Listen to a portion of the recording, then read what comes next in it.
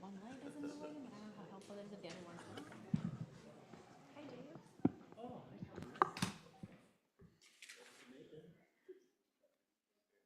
at least a little bit more higher. Okay, water goes that way. Oh, well, so there's a.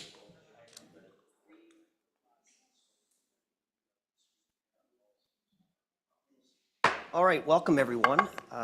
With it being right at 6 o'clock, we'll get started. Jolene, will you please take roll? Council members Erickson. Here. Larson. Here. Miller. Here. Valento. Here. Mayor Roberts. Here. All right, and if you're able, please join me in the Pledge of Allegiance.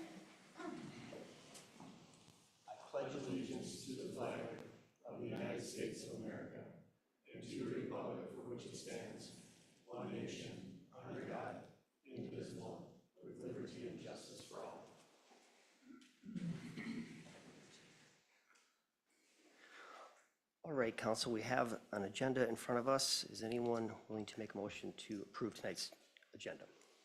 Also move. I'll second. Motion is second. Any further discussion? All in favor? Aye. Opposed? We have an agenda. We have no awards and presentations tonight, so we will go into open forum. If council is agreeable, we do have a topic on later on in the agenda, Chestnut Creek Second Edition. I know there's a number of people that would like to speak to that. If you're agreeable, I would give the option to whoever if they want to speak during open forum, or they could speak when that item comes up. Okay. With that said, we do have the open forum. This is an opportunity to anyone to come up and speak to any city matter. Please give us state us your name and address, and limit it to about 3 minutes or so. The first one on tonight's list is Terry Steenblock.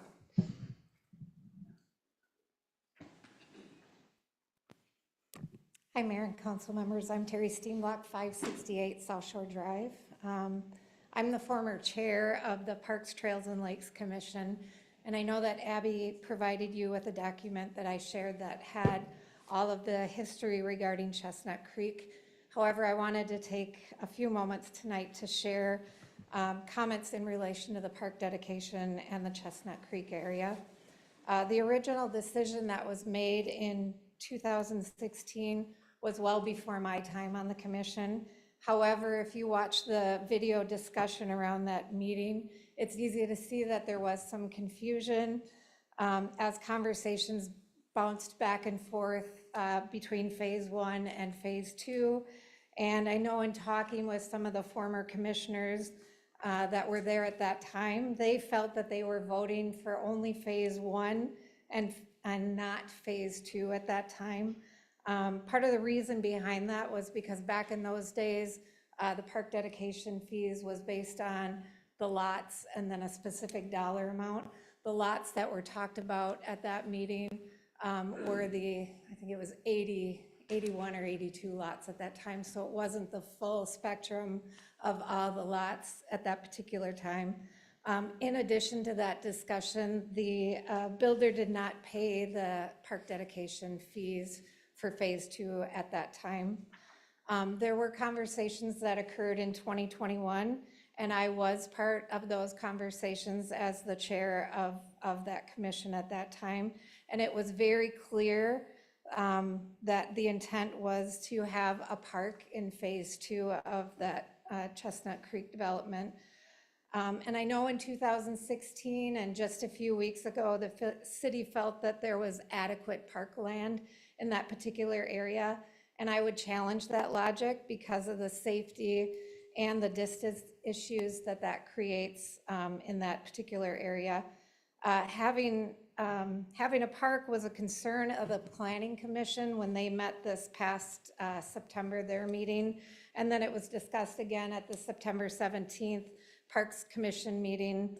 The builder was in attendance at the Parks Commission meeting, and she did say that they were not against a park as long as it was a public park, and that they received credit for that park.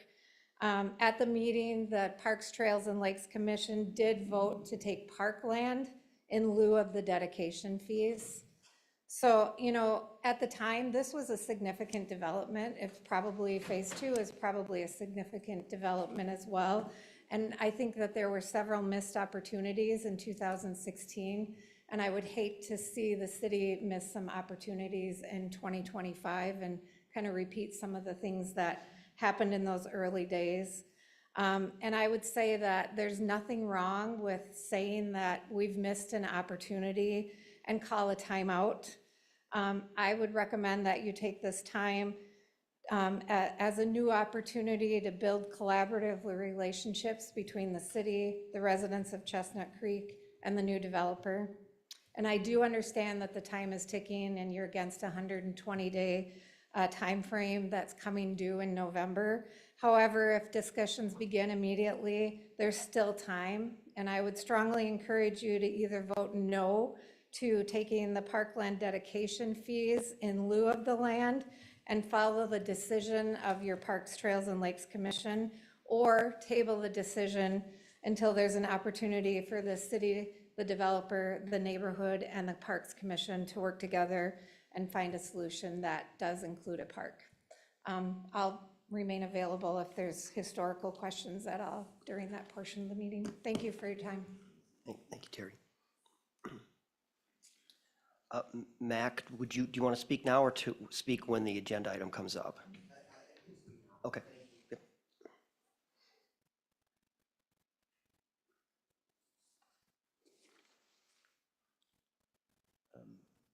City council members. If you could just state your name and address for the record. Thank you. My name is Mackenzie Guptill. I go by Matt Guptill. I live at 7163 208 Cove North, so I'm in phase 1. And I'm here to address the council. I'm here to address my neighbors and my community members. One thing that I want to identify, I guess to start with, my perspective is there are two different subtopics that I ask you to take some consideration on. One is to require a park, to have a park in phase 2. The other one is to consider the overall aesthetic direction of the new development, phase 2, as it relates to a continuation of phase 1, and the fact that the houses, from our view, are going to be a lot closer together, that there is going to be, I think, a lower setback requirement, and that aesthetically we're worried about how that looks in the overall community. And the reason why I say that and say those are the conclusions that I'm going to present you with is that before I get there, I want to thank you for your time. The individuals in this room and I have been in a process over the last couple of months where we've been at a planning commission, we've been at a parks commission, and we've talked to Councilmember Larson, who has come to our development to walk around, Mayor Roberts, who's come to our development and walk around. And as a resident and a member of Forest Lake, I have been so impressed with the patience and the open-mindedness and the listening that I've received that it makes me really happy to live here. And that's how I want to come forward and ask you to look at the overall packet when you look at the fact-finding that's been done. There are some citations and quotations in the report about how you get to the POD process, that it's not supposed to be strict, that sometimes there has to be some creativity, sometimes there has to be some flexibility, that it is not stringent, but it's a process. And so the concern that I want to give to you and leave you with is the idea that that process has resulted in two different advisory and kind of fact-finding bodies telling you, or advising you is probably a better way to say it, that there should be a park in that area. And so if you think about the idea that this is a process, that the parks body said, hey, you should have land dedication, you shouldn't have cash in lieu. That the planning commission has said, hey, you should have a land dedication, you shouldn't have cash in lieu. How you would go forward now and say, but staff recommends that we don't have the ability to do that, that there is some inefficiencies that would exist for the purposes of having a park. And the reason why you're going to hear individuals, if there's anybody else that's going to talk past me, or you've seen it in the packet as far as representations, is because the need for a park in that area continues to show the community harmony. Not to mention the fact that that was something that was promised all the way back when Phase 1 was talked about. The other concern that exists is the fact that adding these houses in kind of these closer knit areas, meaning they're going to be a little bit closer than Phase 1, it causes us in the community concerns about whether or not there's going to be appropriate congestion, whether or not there's going to be appropriate safety, whether or not there's going to be appropriate aesthetic harmony. And to a certain extent, there is some exceptions here where this is the preliminary plat, and the idea is, well, we're going to figure that out in the final plat. And I understand that part, but I still want to make sure that when you're looking at what the final authorization is going to be today, that you take into account those concerns that we have. What I would say in the final conclusion is that there is a need for that area to be dedicated for land for the park, and that the fact finding that is represented in the city's position, meaning the staff position, is down the road we will have another development that will have a bigger park. And we've heard that before. And I think that's the concern that I want to leave you with, the idea that, well, down the road we'll fix that. Down the road we'll take a look at that. There is a submission that is on 186 of your packet that was done by one of my neighbors, Adam Erickson. And I would ask that you take a look at that, because the bullet points that he put together, I think, effectively cover the concerns of this community that will be the neighboring and really the part of Phase 2. So thank you very much for your time. Thank you. Eugene Herstel. Eugene Herstel, 10234 204th Street North. Just a quick, it's supposed to be really good weather in the next couple weeks here. And we know that they do close the parks October 15th, or, you know, but we were hoping maybe they could keep the nets up, and if the weather holds out, if the pickleball people would like to continue a little bit longer. And if that's feasible, boy, we'd really appreciate it, because we'll be out there at 50 degrees or even less sometimes. And then if the sun's out and warm, that really helps. So do that. The other thing is that I see that we've got a 12+ point increase on the budget. Please, I don't think inflation is up as like it has been in the previous years, and that it's hard for, I mean, my taxes went up $600 in 1 year last year. It's getting harder and harder for everyone. Well, maybe some people have a easy time.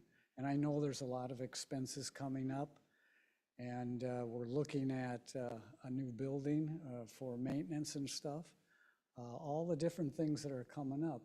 But that and I realize that it'll be less than the 12-point plus. I understand that. I've been here enough times to always, hear that. But look at it very closely and consider to bring it down as far as you can, and that hopefully we've had a couple new businesses coming in. We've got the car wash, we've got Ford, we've got some of that that's come in to help alleviate some of it. And maybe there's some others that you do know of, but we'd really appreciate it. I've fought for many years. I've been doing this for 25 years. Sometimes it worked, sometimes it didn't, but please, be considerate of the taxpayer. Thank you. Thanks, Eugene. With no one else being signed up, if you want to speak, you're still able to. Again, if you want to speak to Chestnut Creek, we'll allow that time during that agenda item. Anyone else want to speak now? Come forward. State your name and address. Hello, everyone. My name is Chelsea Langless. My address is 7012 208th Street North. I'm a homeowner in Chestnut Creek, a mother of 3, as well as a Forest Lake High School graduate. My family first moved here in Blaine in 2001 when my grandma had told my dad we needed to, for the family and for the lake. Years later, like many after graduating, I left for college and found job opportunities that weren't available in town at the time. After owning homes in multiple cities around the metro and starting a family, I convinced my talented husband, originally from Apple Valley, to move up to Forest Lake from our home in Eagan for family and for the lake. We found a beautiful home in Chestnut Creek. I was honestly surprised and impressed by two things when moving back here. First, how the city had grown and changed over the last nearly 25 years. Many new amenities and businesses. It's so awesome to see and get to experience, and now with my young children. And second, I was surprised that nearly 100 of the houses in that neighborhood were people who chose to move here from all over the cities, which hadn't been my expectation. And wow, guys, they are great people. I love my neighbors. They are my friends. And they bring such talent, skill, business, influence, and impact to our community. They care. And look, many of them are here today, and the multiple meetings they've attended this last month. They are invested in our community, and we are collectively raising a good portion of the next generation of residents in our neighborhood. I think just the 8 houses on our end has about 26 kids, if you can believe that. And if you ever drive down, they're probably running wild at the end of the road. I fully support development and growth. And though I'll miss the view of the land, I understand the opportunity that comes with overall community growth and increasing our population. I've gotten to see firsthand what that can do. I remember back when we moved here, there was 2 signs you had to add together to figure out our population with Forest Lake Township and Forest Lake the city. We've really come a long way. But my concern is that I believe we need to not just think bigger, we need to think better. For example, we were told there would be a park, as you've heard from many people, in the next phase when we purchased our home over 6 years ago. I was both surprised and very disappointed to see one not on the plans when they finally decided to develop this. We had thought it would be that next year in 2020, and we know things have gone crazy since, but very surprising. Listen, we need to attract more of the people that we have back here, my neighbors, my community that I love, that has changed and grown over this time. They're awesome. We have teachers and nurses and firefighters and lawyers. I mean, I've never been a part of a process like this, and they've taught me so much just in these last few weeks, even got me to speak here today. So in general, this phase, all other future developments, I'm just here to urge you to not think just bigger first. I want you to think better. So with this, when you're thinking about this phase and this park, I think about the hundreds of houses that we're adding. And with that, when we list these homes, we're gonna miss out on a huge population or demographic of people who will look, I don't have a park or anywhere to walk within a walking distance. And I think we're gonna miss out on opportunity of bringing people here with that talent, that skill, the business, bring additional money into our city that may end up going to other communities, to Blaine and Hugo and White Bear, that maybe have a basic amenity such as a park or somewhere safe to go with the kids. Whether people choose to utilize that park or not, that's something that someday when I go to sell my home and hey, I hope to live on the lake myself, as my grandma once got us excited about, I want to put that on the listing. Here's my home. It's a beautiful place. You can also walk to many places. This is what it looks like. Here's our community. And hopefully I get a great demand so I can get an awesome offer and improve my home value. And I believe everyone else is interested in having that satisfied in our first phase, and I'd like to think so into that next phase. So my respectful ask to the council tonight is simple. First, to take the recommendation of the Park Trails and Lakes from the September 17th Commission for land dedication over the cash fee for this phase of the development. This may mean slightly fewer lots or asking the development to revise the plan. And I urge you to continue to think tonight with the lens of ambitions for and expectations for better, so we in turn can grow bigger. I appreciate all that you do. Thank you for your time and consideration. Thank you. All right, again, so we can speak, if anyone wants to speak to this weekend at the time that's up on the agenda. All right, next item, consent agenda. Council, before we approve or vote to approve the consent agenda, I did ask the department heads to comment on some of these great hires we had. We've got a lot of positions here that have been open for a long time, and so I thought it just was worthwhile to take a minute or two to learn a little about that. So we can just go in order, starting with building official, if that's okay. Thank you, Mayor Roberts. Members of the council, tonight for your consideration is the acceptance of hiring Jason Wagner. Jason, for the building official position. Jason would come to us, is planning to come to us from the city of Wayzata, where he has held the same position for the last 7 years. He was an inspector for 2 years prior to that with Wayzata, and then also worked in the private sector. So his combination of both private sector construction and public sector experience really makes him a desirable candidate and asset to our community. We're really excited since this position has been vacant since our former building official left in August of '24. So it's been over a year without an in-house building official. Great, thank you. Chief Peterson. Yeah, Mayor and City Council members. First off, I want to mention that the new police officer recommendation for hire is to fill one of 4 current vacancies for police officer that we have.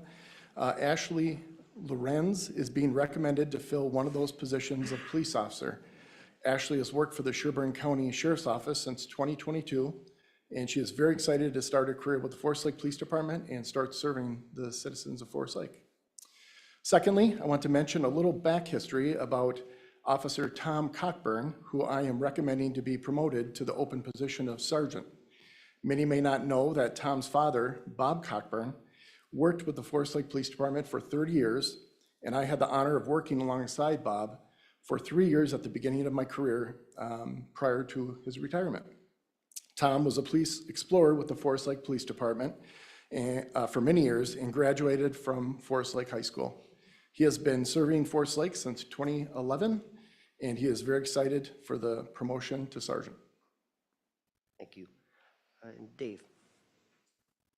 Yeah, pending a retirement, I would like to thank Denny Zeal too for putting in 8 years with the city. He's retiring on November 3rd, and we kind of set up this process to try to get somebody to fill in this position before winter happened. We're offering this job to Chris Larson. He met all the preferred and all the standard and preferred qualifications for this job, and also brings some forestry, arborist, pesticide treatment, that kind of application that the city doesn't have. It's a little bit of a nice niche to add to the bag of tricks that Public Works has. So a thank you to Danny Zeal for his 8 years here, and then looking forward to having Chris join the team here at the end of the month. And Abby again. Yeah, so up for tonight, you're hiring of Michael Birchland for a vacant planner position. That position's been vacant since Ken Roberts left in early April. We had a number of qualified candidates, but Michael really rose to the top. He served in the city of Palm Beach County, the county of Palm Beach County, Florida. I understand that is a second Florida hire in the community development department. But he spent nearly 5 years in a similar capacity, and before that, just exclusively zoning administration. So it definitely is going to bring the needed technical skills to our community development department that we haven't had now for, that we've been filling in an interim part-time capacity for the last 6 months. So really excited to have him join the team in just a couple weeks even. So. Great. Well, it's great news. A lot of these positions are been empty or not filled for a number of years, and we greatly need these people. So welcome to the new hires, and a special congratulations to now Sergeant Cockburn. So it's great news. With that, I would be willing to entertain a motion to approve tonight's consent agenda. Also move that we approve consent agenda items 7A through 7S. Second? I'll second it. Second. Any further discussion? All in favor? Aye. Opposed? Consent agenda passes. All right, our first item, 8A, Forest Lake Garage Condos, and Abby's going to walk us through that. Yeah, thank you, Mayor Roberts, members of the council. Tonight before your consideration is a preliminary plat and PUD for Forest Lake Garage condos, an application that's been proposed by Austin Hallberg of Hallberg Marine. The development plan would take a 30-acre limited industrial piece of land, vacant piece of land on Forest Road North, and turn it into 2 separate parcels with a couple different types of land uses on there. We'll note the Planning Commission, or the city did receive the concept plan in June of this year, so this may not be, shouldn't be brand new. I think for most of the council was here in June when you took a look at it. So taking a look at that development plan, we would be looking at 2 parcels. North is on the left side, just for reference, Forest Road North here. The southerly parcel would be a single user, a contractor business with a contractor service yard. And the northerly parcel would be split into a series of up to 121 individually owned garage condo units, and then 2 multi-tenant 30,000 square foot office flex spaces. So kind of think, could be an office, could be a small contractor, could be even maybe some light manufacturing. Any of those uses would be allowed in there as long as they were allowed in the zoning code. I do want to note that even though we do indicate multi-tenant, and you will see the design detail in a minute that looks kind of like a strip mall, these aren't retail spaces. And additionally, even though I use the word condominium on the garage condo units, these are not residential living units. These are individually owned garages for storage or other types of garage use. I don't know. The planning, tonight for your consideration is the Planning Commission's recommendation to the council of approval of preliminary plat and PUD. We look at the consistency with the comprehensive plan and the zoning code. These uses are consistent. With our zoning code, that contractor service yard on that southern parcel that I first mentioned is allowed by the is allowed in our zoning code. Not only the type of use in the building, but that outside storage associated with the contractor service yard. The multi-tenant commercial structures or multi-tenant industrial structures are also allowed in our zoning code. The portion of the zoning code that has come up in quite some discussion is the use of outside storage associated with the multi-tenant structure. The city's code does not allow for outside storage as its own use or even as an accessory use outside of the contractor storage yard business or the contractor's business. So as discussed by the Planning Commission and noted in your staff report, staff is recommending that this is removed from the proposed development plan. The PUD does meet all dimensional regulations. I know in the staff report, we do talk a little bit about the minimum lot area not being met for each of these garage condo units, but that's when those units are condominiumized. Overall, the bulk and size of the lots do conform with the intent of the development regulations for the limited industrial zoning district. Talking about environmental considerations in the staff report, do want to just note there will be significant wetland protection on the property as well as some historic drainage patterns that will be preserved and enhanced through this site. The landscaping is proposed to have significant woodland tree preservation if that area in the back is not disturbed. Otherwise, 75 overstory trees are required, but only 46 are proposed. And they are proposing about 1/3 of their understory trees and shrubs. Simply put, even though we recently updated our landscaping ordinance, when our ordinance does allow for so much impervious surface on a property, it's really hard to achieve some of those landscape features that we'd like to see. But the Planning Commission did provide comment to the developer regarding helping enhancing that landscaping plan prior to final plats. One thing worth note is the development plan does require the developer to improve the public utilities, not only in enhancing Forest Road through here, but also extending the utilities in front of Forest Road. They are aware that this council has entered into an agreement with an adjacent property owner for the potential delay and assessment of costs for the improvement of Forest Road. I do believe that this developer would be looking at the potential to have a similar agreement with the city. And through this, we are still hopeful through the final plating process that we might be able to, I don't know, arm wrestle to see who's going to get to build the road. And because our goal is we do want to improve Forest Road as part of the overall development. We also don't want Forest Road being developed in a piecemeal fashion and then getting torn up when adjacent development occurs. The visual interest of the buildings, the thing that staff did point out and the Planning Commission did also concur with, is just to increase a little bit of that visual interest of not only the multi-tenant building along Forest Road, in a few different ways that could be achieved, but also the backside of buildings on Forest Road as well, given the fact that they will be visible from the Hardwood Creek Trail. That is an area where landscaping could be improved. The developer and I have already discussed that. So a neighborhood meeting was held a few weeks ago. Nobody attended. Public hearing was held by the Planning Commission. I don't recall there being public comment at that either. So tonight for your consideration is Resolution 1013-2504, which does recommend approval of the Forest Lake Garage Condos preliminary plat and plan with a series of conditions as discussed and amended by the Planning Commission.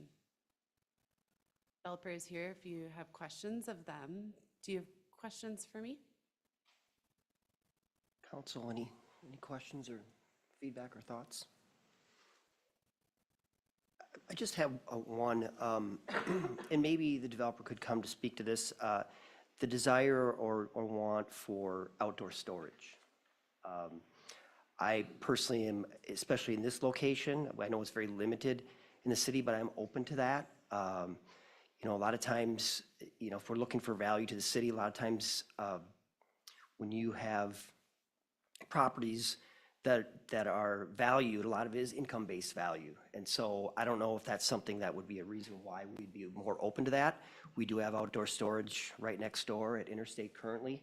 And maybe the developer would want to speak to more to that, at what degree they want that desire is there. Well, if you don't mind, I Nope, know go that I ahead. could speak Yep. on behalf, that the desire is there because it's on the development application.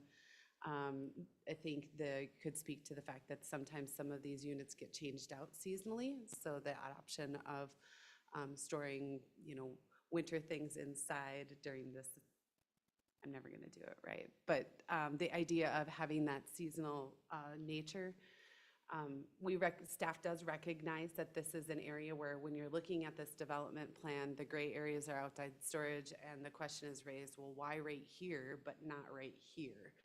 And that's simply because the zoning code says when you have that contractor service business, you can have that contractor service yard.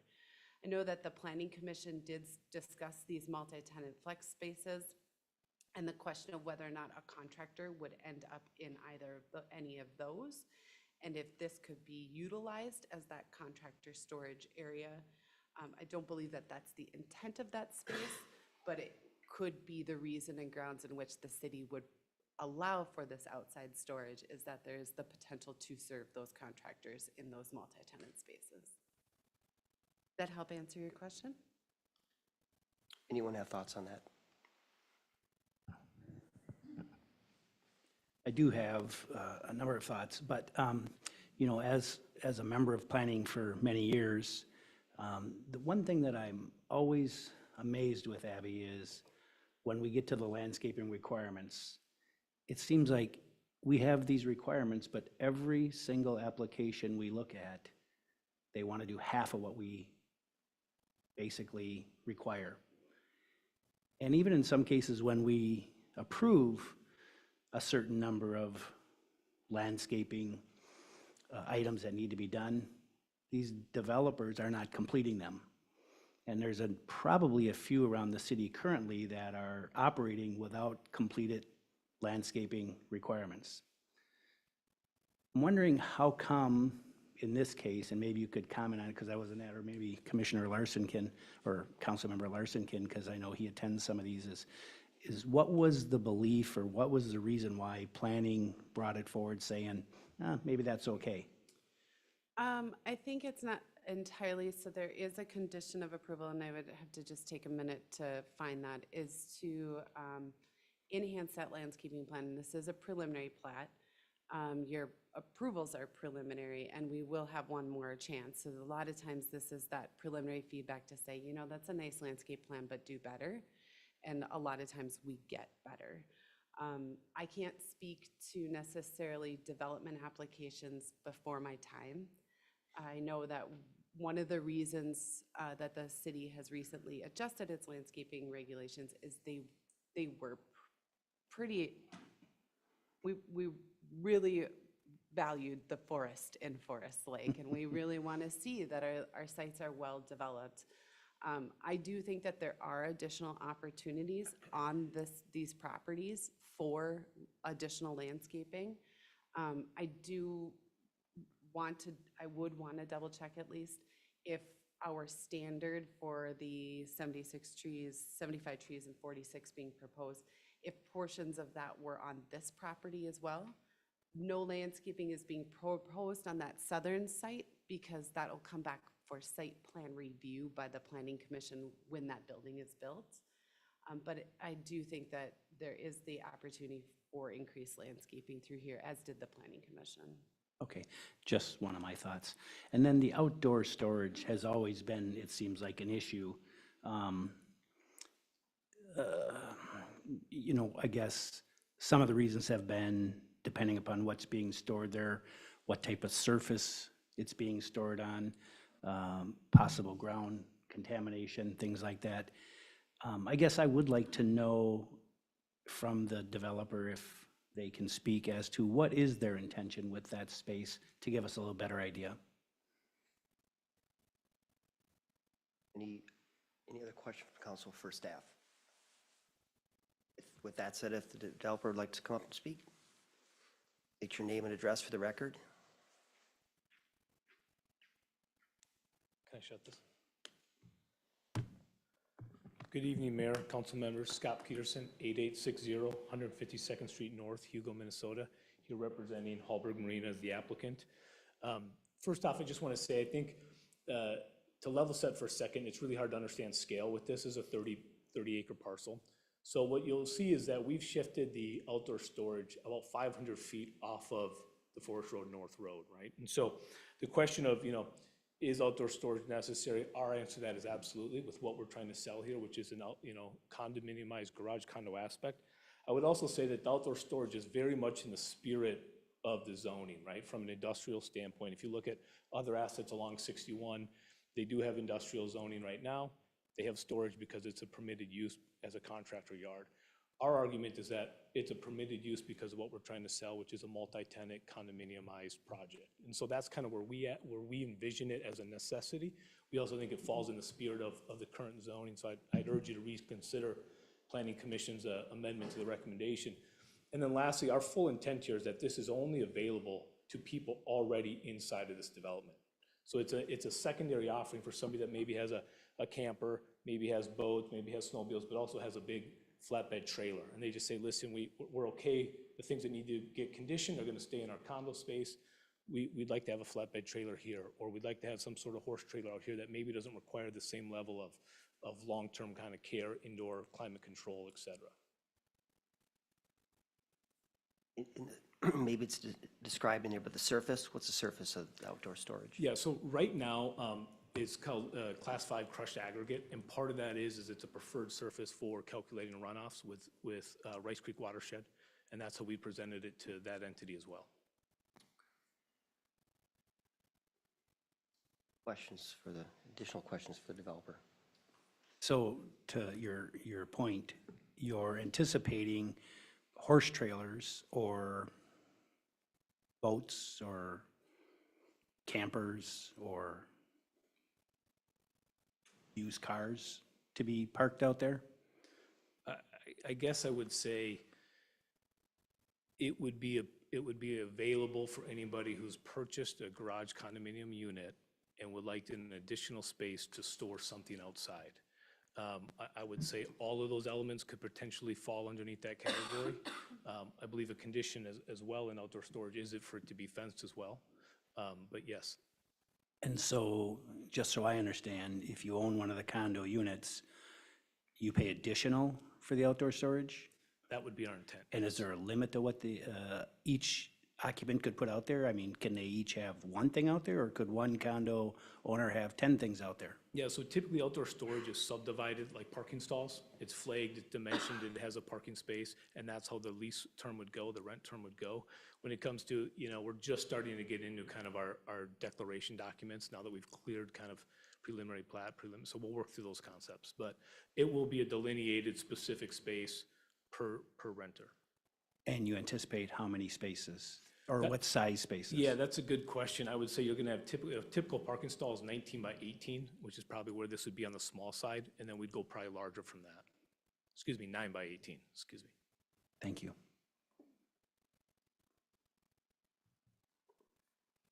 Right, maybe Abby, if you just want to review like preliminary, what's next steps and what are we agreeing to or not agreeing to here Yeah, this so evening? tonight for your consideration is the preliminary plat and plan. It's a platting process that is a 3-step process.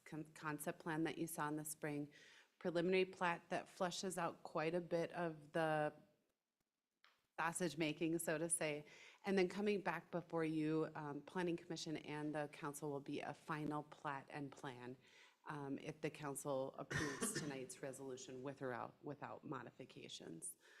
I think based on the discussion from the Planning Commission, the resolution encompasses the Planning Commission's discussion topics. I think that there's always options if this council is wanting to change something, such as making that outdoor storage area permissible, would be amendment then to the resolution. I'd have to, again, just double check that resolution. I'm gonna just actually unplug really quick so I can take a look at that. But for your consideration tonight is approval of the preliminary plat and plan, which gives them the direction to move forward with all their final documents. Hearing, site plan, landscaping plan, design details. We are requiring the owner's declaration be submitted for our review. All of that then would need to be just submitted before the final plan and plat could be up for consideration and approval.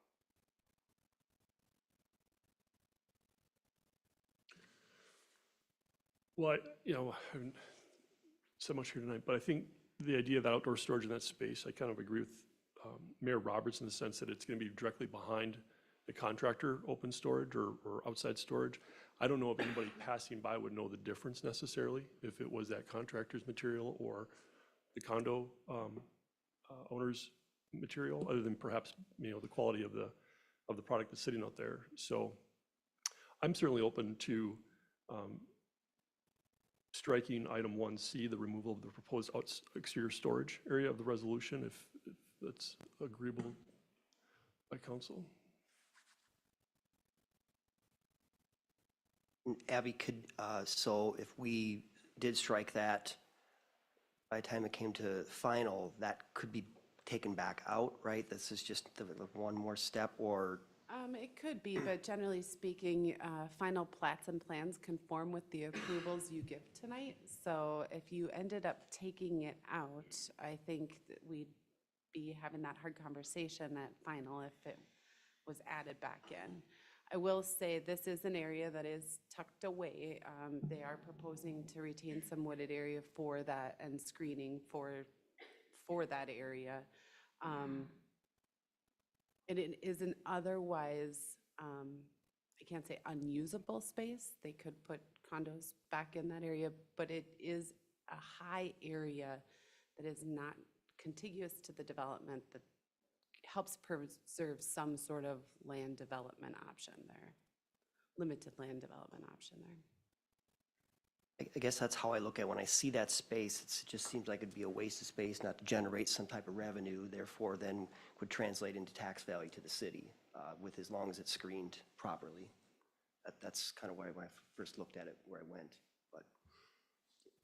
Mr. Mayor, council members, Abby, could you comment on how visible that area is to the airport? I know at the airport, we're looking at some commercial hangars in that area behind there. I don't know the distance from that area to that and how visible it is. Sure, I'm gonna just pull up our aerial image again. From the site plan included in your packet. Here's Forest Lake Area Airport, Forest Road North. All of the wooded area here is wooded and wetland. There is some removals being proposed. I'm gonna flip to my next page here. You can see how that kind of finger went out. We're gonna cut that back a little bit. You'd still have some wooded area preserved around it, the wooded wetland areas around the site, so it would be kind of tucked in back up in here. It is going to be visible from the runway, certainly from the air. Probably from some of those newer development areas, that would be a possibility. And my only concern would be, would that have any effect on any of those hangar owners and some of the commercial businesses they might want to put in there? One thought too could be to require or request that they explore reducing the area slightly, keeping some of that existing vegetative buffer along that line, enhancing landscaping on the outside of those fencing areas. That is something that we did require of the landowner to the north when they were coming forward with their expansion plan. Yeah, I guess the one comment I would have is, on the southeast side, which is, according to this picture, pretty wide open, that's closest to the general use hangars, that's going to be the contractor yard, correct? That is correct. So that's going to be fully visible, save any screening that they do. So this area, I see it be more tucked into the woods to some degree. The one thing I will just say, Councilmember Erickson, is that, again, we will end up having to do site plan review on that property and would likely to be talking about some of those buffer landscaping requirements along that south property line. That is an area coming from the south that you will be able to kind of see into the site more than coming from the north, or even if you're just head on from the street. So those are areas that we've talked with the prospective landowner developer about, just in the future needing some greater landscaping there. I mean, I certainly understand our code and why we don't want to just have open storage, on a parcel, due in large part to the tax base. But in a property like this, an acreage like this, it's going to be well-developed. If this is an add-on feature that creates more marketability, I don't see how it hurts us, especially with, that contractor yard directly in front of it on the roadside, and as well as on the north with Interstate. I guess that's where I'm coming from. Mr. Mayor, if I may, is there maybe a way that Abby or maybe Amanda, is there a way for us to sort of leave that question open, giving the preliminary plat and PUD approval with that question of, allowing them to explore that? I think there are a number of good questions here about that outside storage. If we were to allow it, I think I heard, campers. That immediately gave me concern about the potential for people living in them and trying to go through that process, as we've seen play out in a number of different scenarios before, and how difficult that can be. Obviously, there'd want to be some restrictions on those, on what can be stored there and how. I think that's tantamount, or I think it's important, relevant, I should say, to the question of whether or not we should allow it, is the restrictions that go on it, right? I think with some restrictions, maybe you feel comfortable. Without those restrictions, you don't. So I think being that your approval of whether or not you should have outside storage there is contingent upon what kind of restrictions you might be able to put on there. Is there a way to make this approval with exploration of those conditions? allowing us to deny it if we can't get satisfactory conditions, I guess, right? And just another comment, and I like Mark's suggestion, is some of those contractor yards, you know, we went round and around and around about, can you sit and change oil out in the middle of the yard, or they need to be going into the buildings to be changing oil, things like that, so they weren't necessarily dripping that down into the ground, especially on a surface that it will penetrate. So what I'm hearing from the council at least is that you may be favorable to that outside storage area as this minor accessory use, but that there are some concerns about the visibility in the area, the types of items being stored in that area, and that wouldn't maybe wholesalely agree with the Planning Commission's recommendation of item 1C, I think it is condition 1C, and that you may want to modify that condition that would be to explore the proposed extra storage area to serve the garage condos use to minimize its impacts. Site and the surrounding and the neighboring properties. From my perspective, yes, as well as limitations as to who's using it.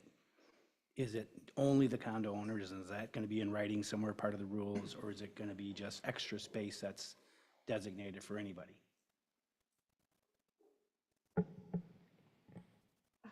Your Honor, Counsel, if I could hop in here. So when you're approving the preliminary plat, and if you are essentially granting the outdoor storage now, it's really hard to, as Abby's already mentioned, pull that back at final plat and say, never mind, you can't do that.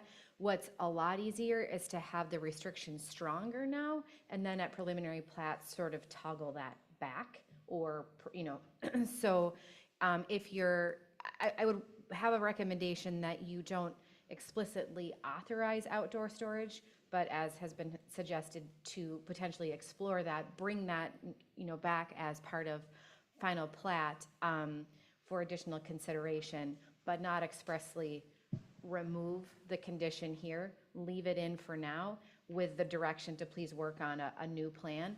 And then hopefully we have a plan where we have performance standards that would allow for outdoor storage to work in this situation. Because we can't toggle it the other direction, if that makes sense. Yeah, and I could be agreeable to that. I guess just, you know, kind of thinking through a couple of the concerns. I mean, the idea of somebody living in their camper outside, it's not more likely than them living in the camper in their garage.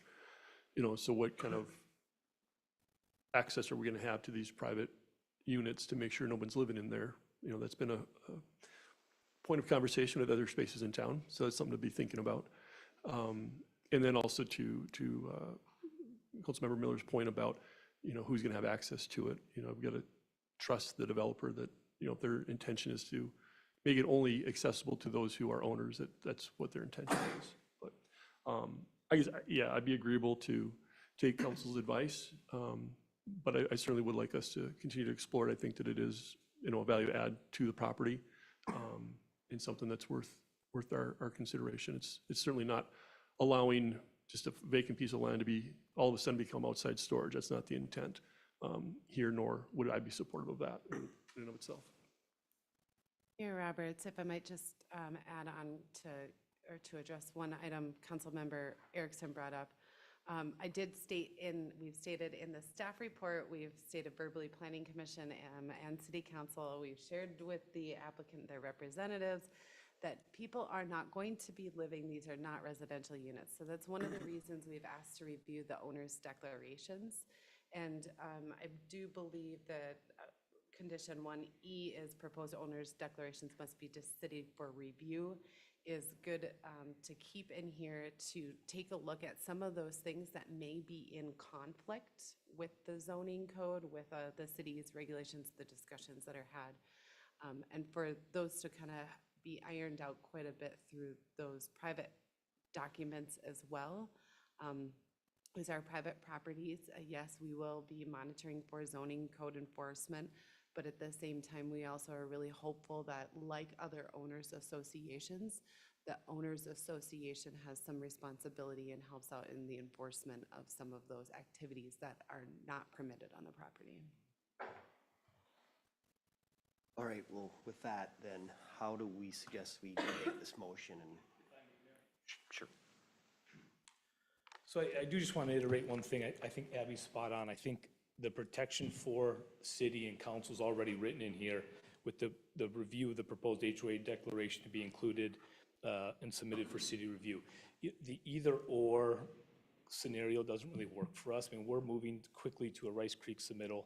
This has wetland impacts, and we've got to cross it. We've got certain stormwater calculations done on that. So to leave here with come back and restudy it probably doesn't work for the schedule, doesn't work for the documents of where we're at it. So I guess the way we've submitted it and the way the stormwater calculations are both presented to the city as well as Rice Creek is with this space calculated. And so I guess, you know, we'd like to see it as any concerns. First off, we'd like to see it included. Let me be clear about that. Secondly, we think that the backstop provided by the city is the HOA declaration. And then, you know, secondly, we'd be open to things like, you know, you have to have a current, you know, registration and title on any asset that's there, or a certain year duration. I mean, those are all things that we want to do. And I want to be clear here as well.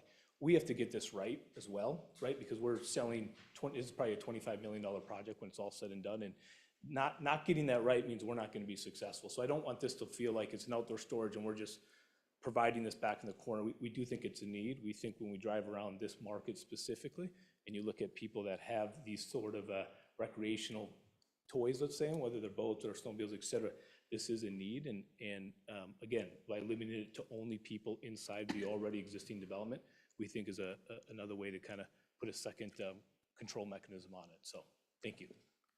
So then with that, we could, if council was interested, we could approve this minus 1C, but then all those concerns we have could be addressed in those HOA declarations? Yes, but I would encourage you to maybe not remove 1C, but to modify 1C to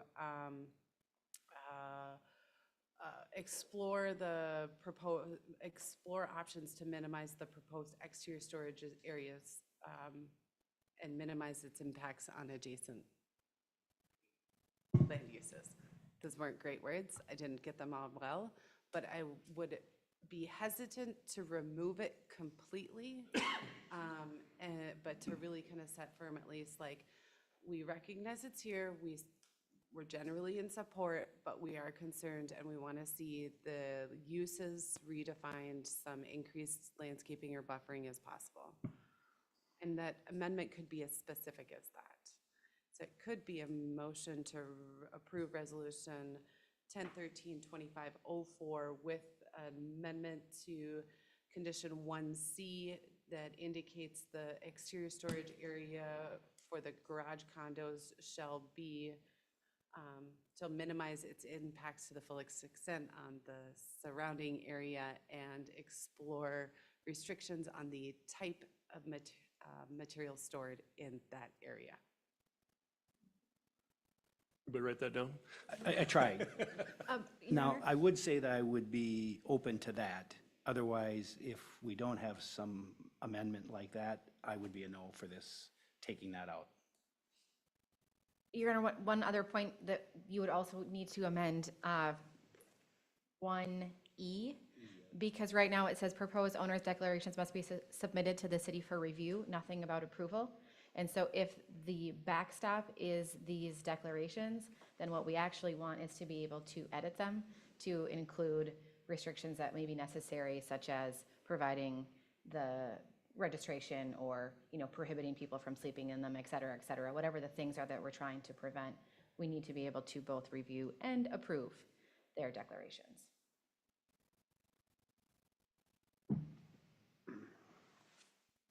Kevin, do you want to make I don't know if I could put all that in proper language, but, so let's try this, Abby, and, You want me to? yes. Move to approve resolution 1013-2504 with modification to 1C, requiring exploration of minimizing the impact to the existing site and surrounding areas and limiting the material and type of items stored, and editing 1E, that the proposed owner's declarations must be submitted to the city for review and approval prior to final plat. Okay, so that's a motion. That's, Motion, do we have a second? Second that. Any further discussion?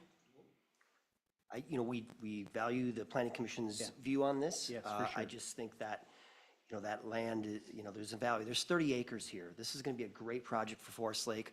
We're going to be talking about density here in the next agenda item, and people are going to need areas to put spaces. So I think this is going to be a great project. And so with that, we have a motion and a second. All in favor? Aye. Aye. Opposed? Motion carries. Thanks. All right. 8B, Chestnut Creek PUD, and Abby. The moment, get myself set up here.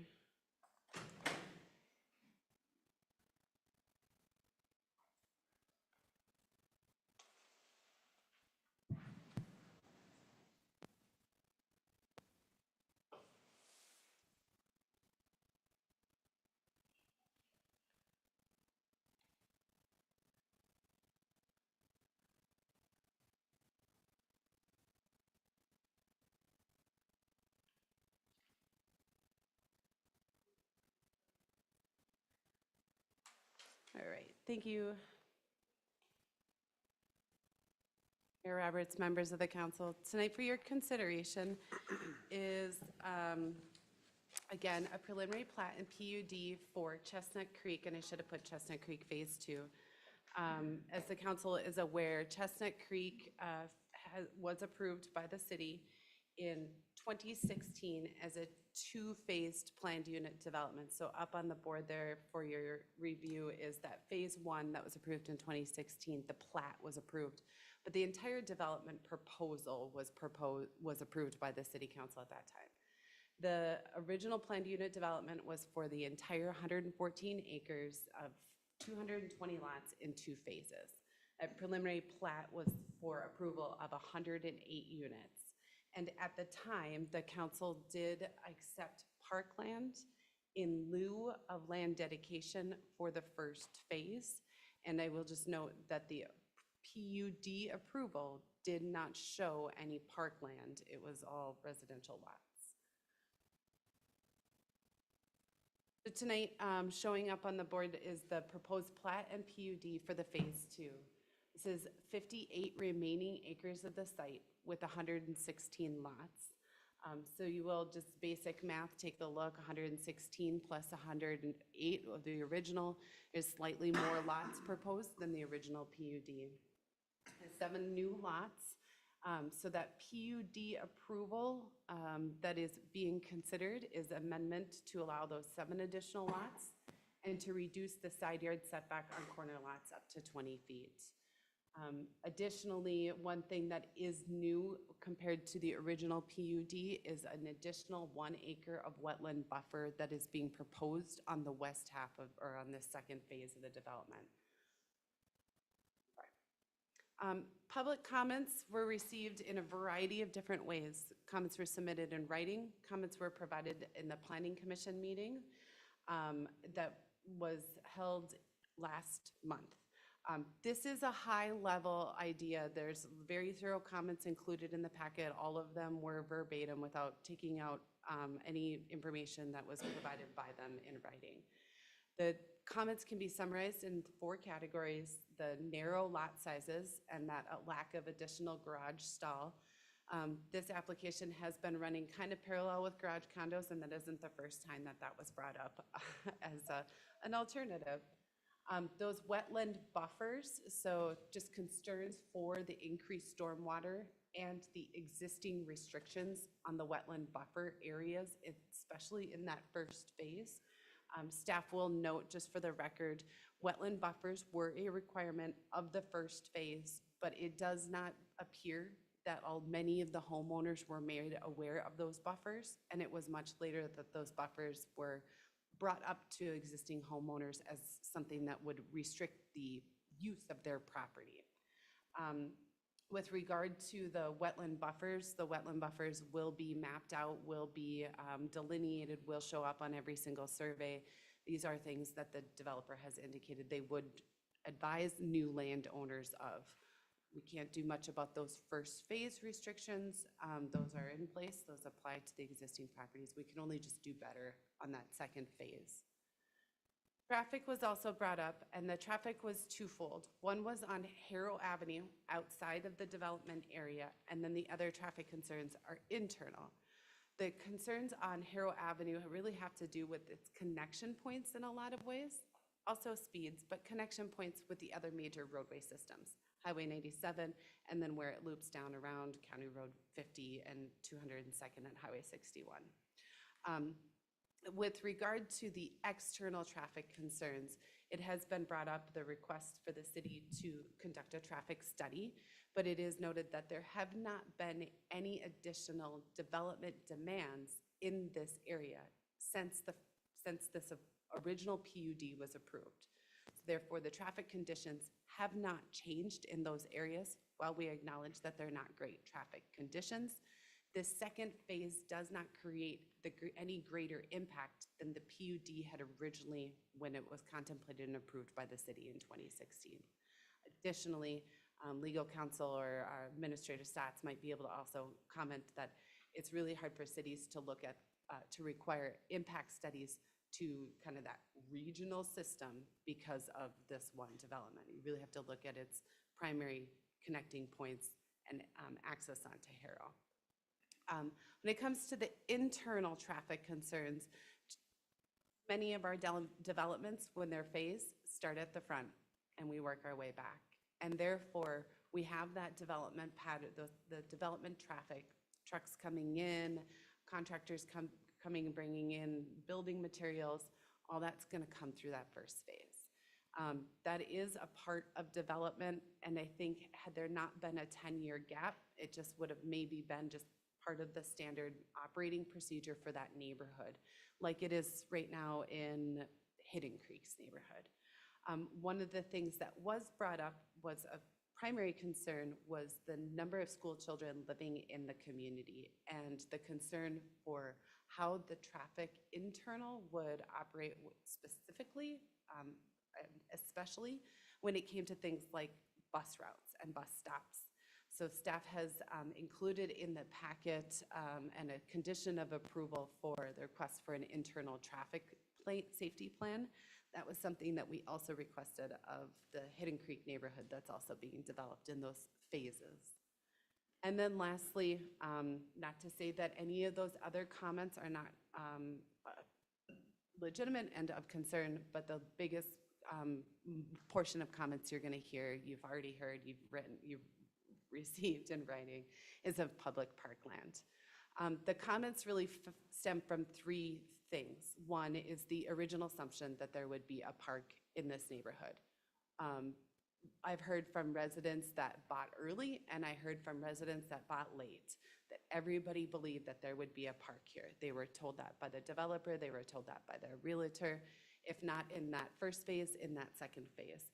And the really hard part that I have to share with you is that there was no park approved. And so that is a hard part of this whole thing. The other concerns are the distance to the existing system. And I'll show you a little bit in the park when we go a little bit more detail in the park analysis. That distance to the existing system, the closest parks are Bridle Pass, that's the name of it, which is not accessible from the first phase. The second phase will make it accessible, that's to the west. But the other one then is off of Harrow Avenue, Manor Park, that is being, Off of Harrow? Manor Park that's being redeveloped up off, further to the north.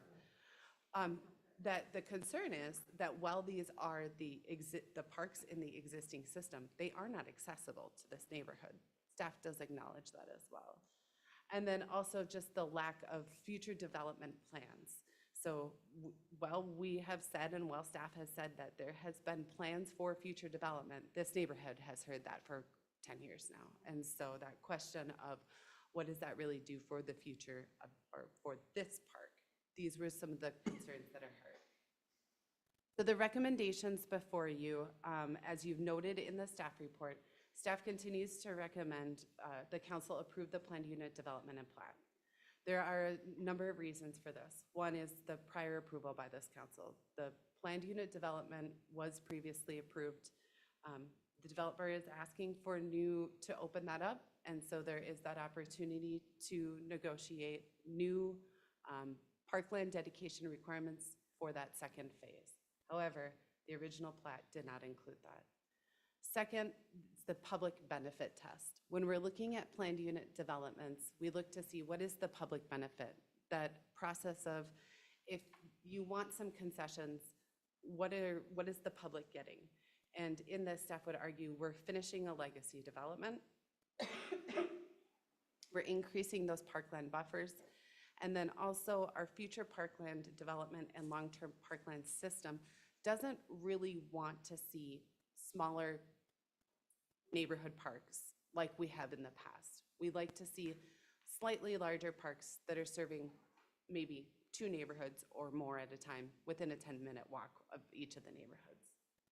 Planning Commission did consider this application on September 10th of 2025. They recommended 2 things. The first is to deny the planned unit development on the basis that there is not enough public benefit. The Planning Commission did not make recommendations specific to the park, but did reference that the lack of park means that there's lack of a public benefit. And then the other thing the council did, or the Planning Commission did, is they did recommend you approve the preliminary plat. So what that means is the Planning Commission is saying, you should probably move forward this plat, but if the developer wants concessions, then we should get more benefit. A plat with no concessions is grounds for moving things forward. Parks and Recreation Commission reviewed this on September 17th of 25, and they did recommend parkland dedication through an amended planned unit development. There was no specific stating of how much parkland. Staff just assumed it would be the full 10% required by the city ordinance. I do want to note in the packet, there was a lot of talk about discussions that occurred in 2016 about development in Chestnut Creek and adjacent developments and land in Birchwood Estates. This is Birchwood Estates in Chestnut Creek. The 2 properties do not touch and have never touched. This is one of the things that I at least just want to point out at the moment of parkland conversations that have been occurring. Right now, Birchwood Estates is no longer a development that's being active or being planned. This is owned by a new development firm, and staff's with the hope that something will come in the next 6 to 18 months. Up for the city's consideration right now, this development here is Amberley Woods. I guess it goes all the way to Goodview Avenue. Up for park consideration, park and recreation consideration, this Wednesday night is the consideration of dedication of land of almost half of this property. There is wetland and woodland, but there is approximately 6 acres of highland in here that would serve at least the minimum requirements beyond the minimum requirements for Amberley Woods. So just know that at least in my tenure here, 3.5 years, the conversations have always been so focused on the kind of 4 Corners Park area that we would be trying to seek land in these areas, not necessarily in Chestnut Creek. This was supported with the city's 2040 comprehensive plan that does show future parkland in this area. For reference, Chestnut Creek is right in here. Slightly south of where that search area was. It's not an exact science. It could have been that we always thought that there'd be something in Chestnut Creek. It's just that isn't really well supported. I will also note that the city used to use what was called the half-mile service area to determine if a neighborhood was needed in a park or in a development. Chestnut Creek neighborhood, again, we're looking in this area right here. You can see that first half. That first half and even that second half is being serviced in that half-mile area. You've already heard, though, that we do determine that that might not be sufficient. And the new draft Park and Recreation Plan does start to look at that 10-minute walk shed area, rethinking how it is that we can get neighborhoods to parks. Looking at that 10-minute walk shed area, that the entire area really isn't well serviced at all by parks. It's shown. That new park that we are looking at would be in this area.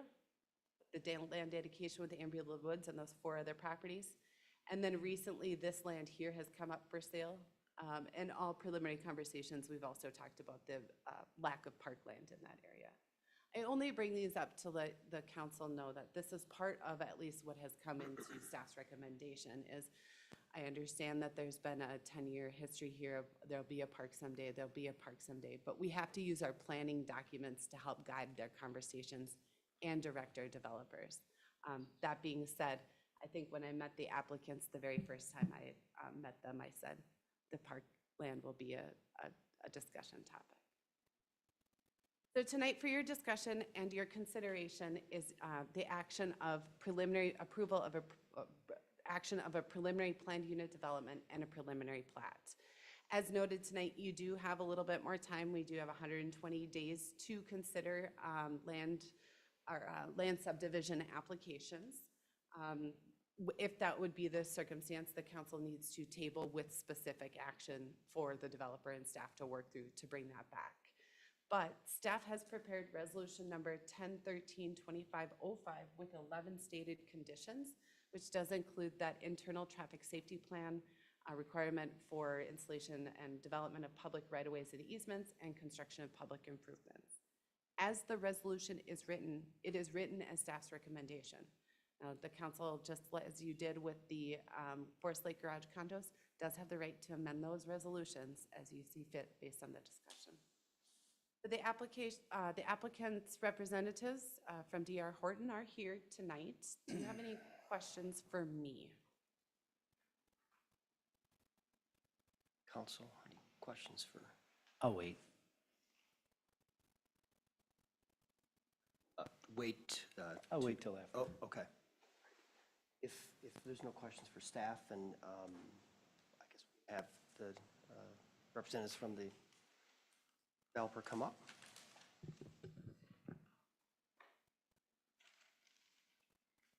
Want to state your name and address for the record? Good evening, I'm Mike Sewell with D.R. Horton, 20860 Cambridge Court, Lakeville, Minnesota. We're happy to be here tonight and excited to be in Forest Lake, hopefully. With me tonight is our engineer, Ryan Bloom from Westwood, Frank Hagan, and Deb Ridgway, 2 of my colleagues at D.R. Horton. Just a couple clarification. You said a new PUD development, but this is an amendment, correct, Abby? Yes, that is Okay, correct. just It's wanted an to make sure I amended PUD. Didn't miss anything. Looking at some of the residents' concerns that they were brought up was, we're not changing our side yard setback from what was originally approved. The only condition we are asking to change is to go with the corner setback difference. Our actual side yard setbacks between houses will stay the same as what was originally approved. We've modified our lot sizes from the planning commission meeting to match in what was originally approved. And some of the thoughts on what we see as public value is we're fixing the wetland buffer issue that sits out there. There are homes in the first edition that have encroached into the wetlands, and we've met with staff and the watershed to try to come up with a way to find this 1 acre where they don't have to go back to the existing residents and tell them tear out yards, tear out whatever. I don't think anybody here wants to do that. So we've been trying to figure out that. So when we went to resolve the wetland buffer, we had to switch some of the streets around on the west side of the site. And that resulted in our lot counts adjusting some with some lot sizes, but our lot widths are no smaller than what was approved. Originally, it was approved at 52-foot wide lots, and our smallest lots are 55. So we thought we were doing good staying within the original PUD approval and providing additional wetland buffers. As Abby says, we're also trying to complete a site that was half done, which will provide the city with additional water pressure in this area, and then provide them with streets over the existing sewer that sits out there that they can't access as easy as they could if the streets were in. With regards to the park, we're open to a park out there. We just need some guidance from the council staff, whoever it be. Do you want all 5 acres a parkland, which may make the site really hard to then try to figure out how do you find 5 acres and still make it feasible? Or are you looking for a combination of a smaller park and some cash dedication? Because in my past life and other cities that we develop in, some cities are land rich in parkland, but finding the actual dollars to build the park improvements gets hard because your dollars get chewed up quickly as in parks, as you guys all know better than we do. So we just need some directions. Are you thinking a smaller park here? And we did provide staff with a small park that we had placed in the center of the site, but maybe as we talk through this as we go forward, maybe we move that park to the very south end on the street that's coming out to the south there, so then it could maybe connect into the bigger park that may come with Birchwood. We're deciding as we go here, Abby, but so that's one thought. So we're open to having a discussion, but I think we just need some guidance from you. We've heard the residents, but we don't get to make the decision on if it's land versus cash. So I think we just need some direction on from you folks that we can, how you want us to see going forward and how, what you think should come back when we bring the final plat. Okay, thank you. Quick question. If a 5-acre park makes it possibly unfeasible, what size park would be feasible? It gets down to how many lots we're gonna lose, because we have to be able to build the streets and pay for all everything else. Some of it is, I don't know what you count for parkland, because we've looked at your maps in the past, and some of your parks have been a lot of wetlands and open space, and not so much uplands. So I can't remember what your code calls for park dedication. We would prefer somewhere around a 1 to 1.5 acre, just a smaller park with a playground, maybe a half basketball court, or just more grass areas for folks to play. But when you get to a 5-acre, that's a whole different animal, and I don't know if that can work here. All right, thank you. Kevin, you mentioned you have some questions. Oh, yeah.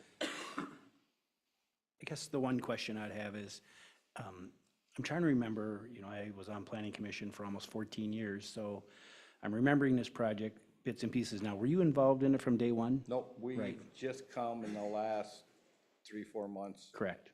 And we have no history with what went on in the past. Correct. We know there's been different builders out there. Yes. Between Capstone, Lennar, which is a Yes. national builder, and some smaller ones way at the beginning, but Correct. we're trying to finish up a second edition that we had no Correct. part of. You have salespeople on site, Yes. and are you aware your salespeople potentially are telling people there's a park? We haven't ever sold a home out here. Okay. So, So you're not doing it? nope. And we're pretty good on our training. I won't say we're perfect, but Deb meets with every new salesperson. We want to make sure that we don't disclose anything that could come back to us, because we are a national builder, but D.R. Horton's been in the Twin Cities for 29 years, and we never change who we are, how we sell. So we're not leaving. We'll be, hopefully this is the start of a long-term relationship with the city of Forest Lake. So we want to do good on the first one and not cause your staff and the council to hear about us ever again. And you have sites in the first phase that you're still selling? No, we Not at all. own nothing. Okay. Did you see plats of the first phase? Yes, we've seen the plats, we've seen the PUD. On those plats, did you see anything about a park? No, I've not, wasn't until Abby told us way back when that the parkland came up, but the sellers never mentioned park, so. Yep, that's all I wanted to know. Thanks.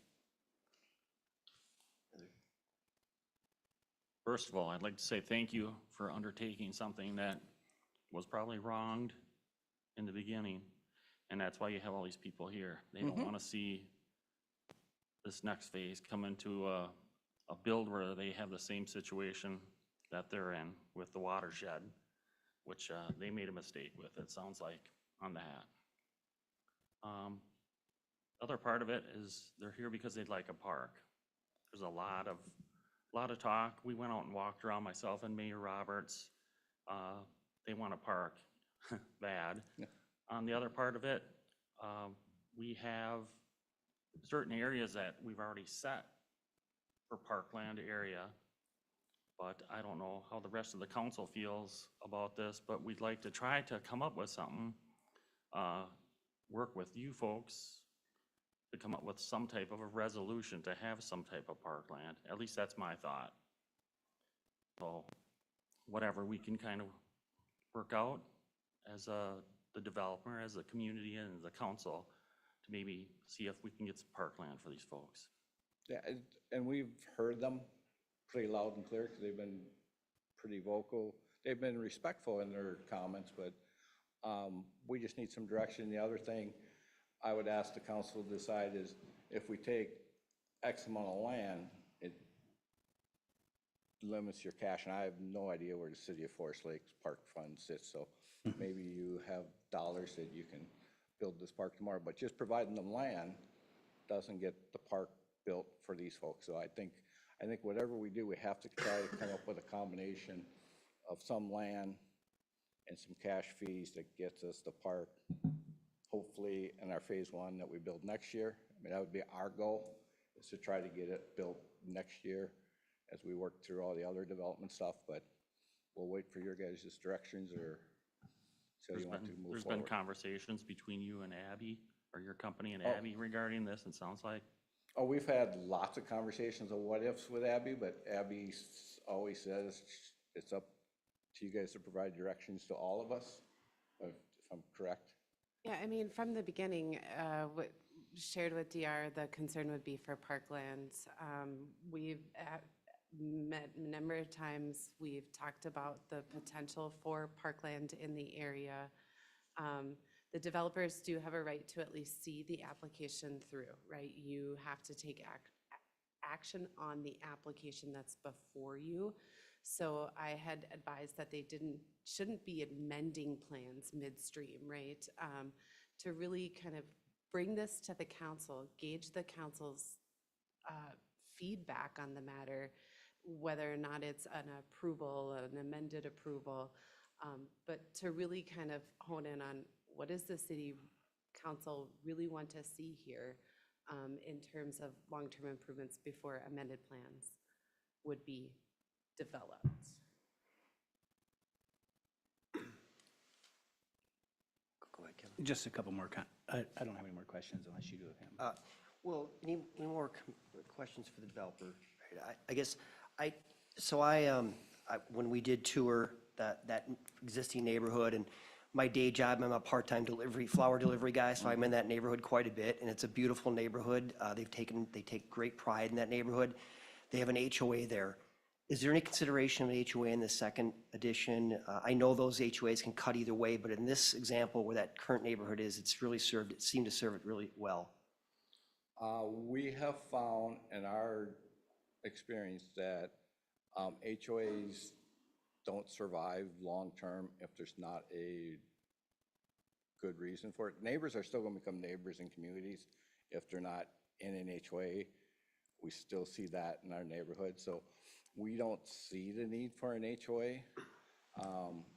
We certainly will take one last look at it, but we don't see any need for an HOA in this neighborhood.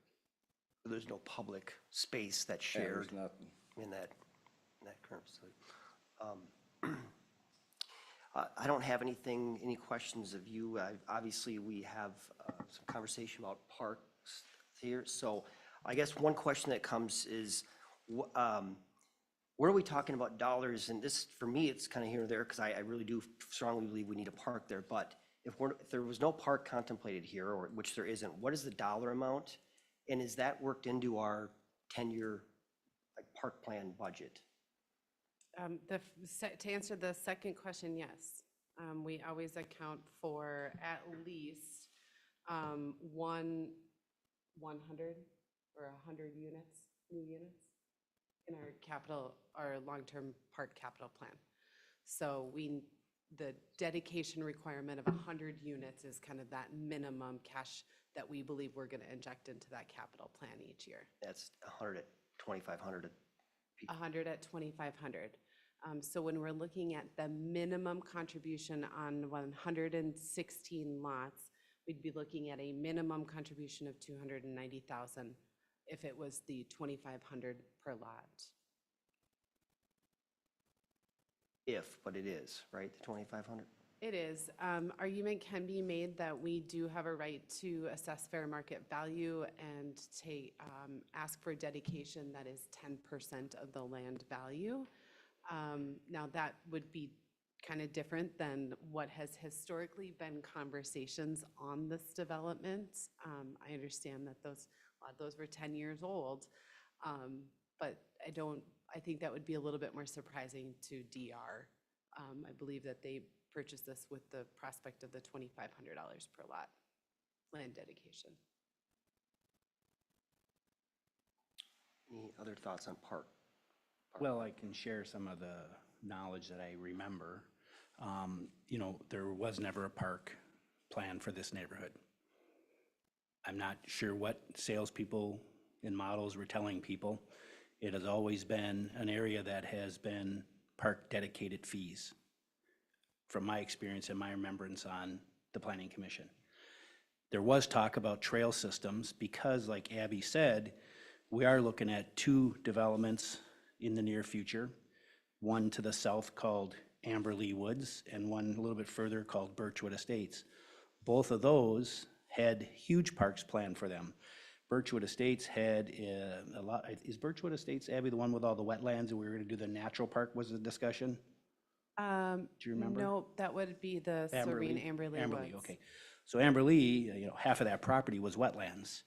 And so we talked about building trail systems and a beautiful natural wetland park in there.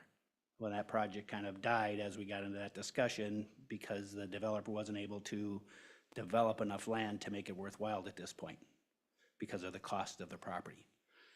Birchwood Estates, which is just a very short distance from there, the anticipation was there would be trails, bike trails or walking trails from Chestnut Creek down into Birchwood Estates. Again, future that aren't there yet, that are planned to come. But obviously, I agree with you. I see a need for a park there, but that was the plan.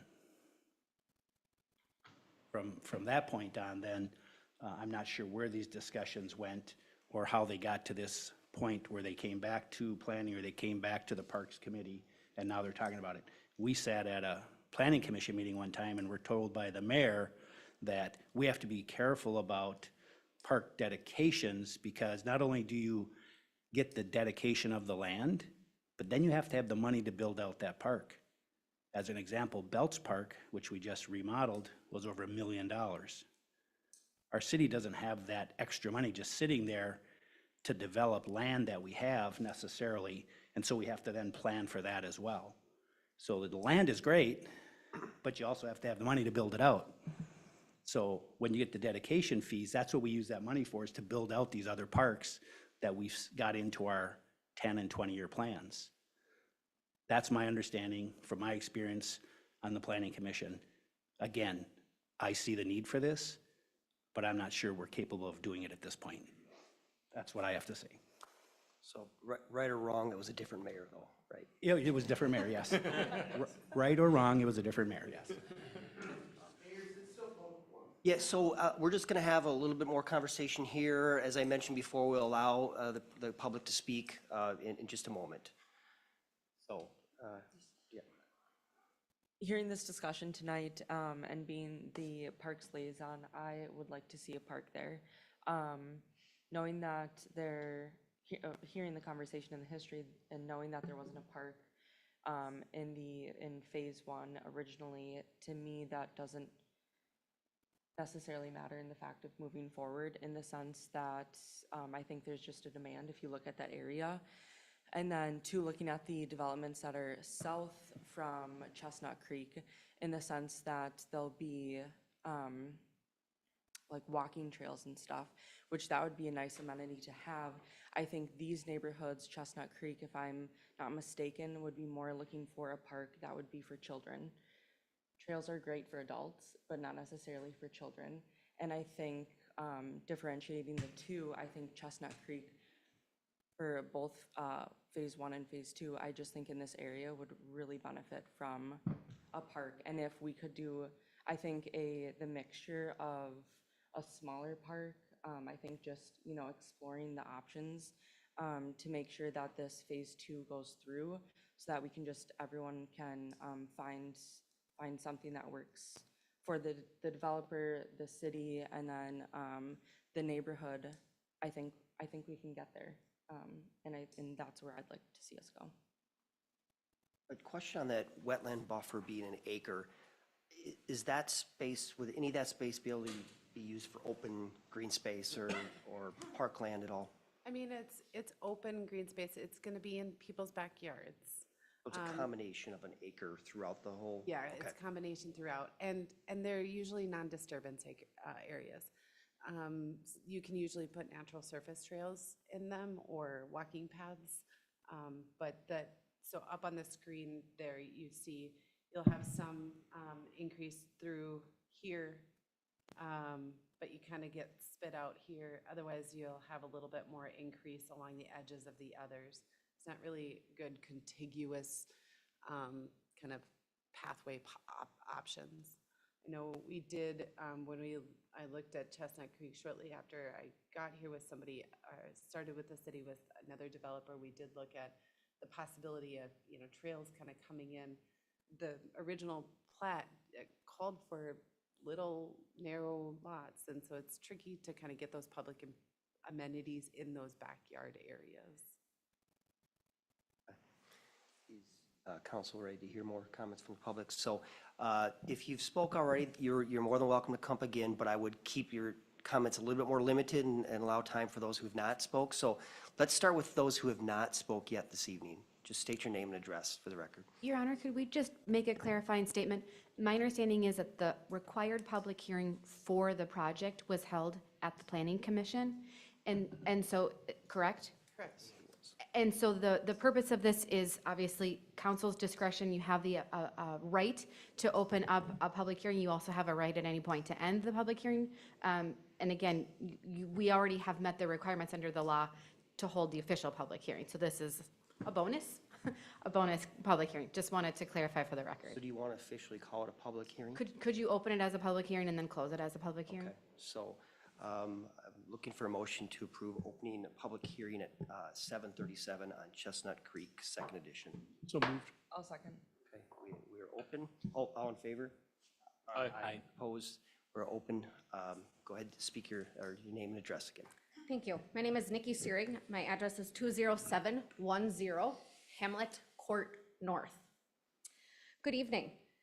I've been a resident of Forest Lake for the past 8 years. We custom built our home in the Chestnut Creek development. I haven't had the pleasure to meet you guys when you did come to our neighborhood, but I was one of the original ones that got to custom build my home. It was not from a national builder. We got to choose where we wanted to live. We had the opportunity before there were homes there. That's where we wanted to raise our family. That's where I wanted my children to grow up. We got that choice, and I chose to build there. Now, I know you say the park was not in the plans. In our governing documents, it states a park, okay? We pay yearly for an HOA. That yearly HOA is to keep our neighborhood looking nice. I'm not saying your neighborhoods don't look nice. I'm not saying that by any means. But there's restrictions. We don't allow campers sitting there. We don't allow the boats sitting on the streets. We already have compacted streets enough that it's very hard to have that in place. To have structure, the cosmetics, everything to match what we all had to do to build our homes there, from a previous developer and landowner, to watch how it has changed in those 10 years from the preliminary plats. Things all change. Children change, times change. I'm a business owner in the community. I support all of our children's youths, all of our children's programs, all of the things. My kids are 12 and 9. I don't think that the park's gonna do any justice for my children alone. They're in activity, sports, they're running around. It's not gonna be for them. It's gonna be for the future kids coming in. I took this picture tonight before I came here on my way out of the neighborhood. And this is where you are gonna find 4-year-olds, 3-year-olds, and 2-year-olds at the end of our dead-end street, playing with tractors, sand, grass, shovels, because there's nowhere for them to play. I don't think we need this massive structure like Belts Park. It's beautiful. It's close by. I've gotten my daughter in the car, I can say over 50 times this summer alone to go up to Forest View and Forest Lake Elementary so she can go to a nice park. I don't think it's that. The 10-minute walk, I agree. We all need 10-minute walks. But I will be damned if I will let my 12-year-old walk down Harrow to go to the park that's being reconstructed, that's gonna have swings now. I don't allow that to happen. And anyone here that thinks that we are supposed to take our children and allow them a 10-minute walk up Harrow with 50 to 55 mile-an-hour drivers that don't look out for children are insane. It's insanity, you guys, for real. So I don't know that, like I said, I don't think it has to be a massive park. We just need somewhere for the kids to go. If it's a half basketball court, if it's a net for the soccer kids, if it's little things for them to do. I think that we really, really need to focus on that. I also am one of the unfortunate ones of the wetland buffer. I don't have one post in my yard for wetland, but I will tell you, I've had the city come out to my yard 5 years ago and place drain tile for the constant water flow. It hasn't stopped it. It hasn't changed it.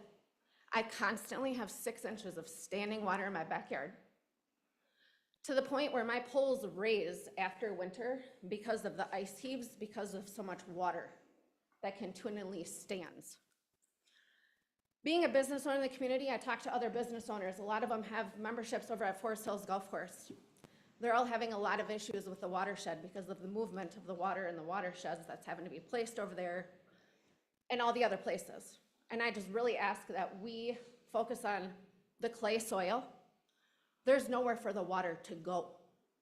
It's got to literally be moved, or we need to bring in different soil to soak up the water. There has to be something more. We need to dig in deeper for this.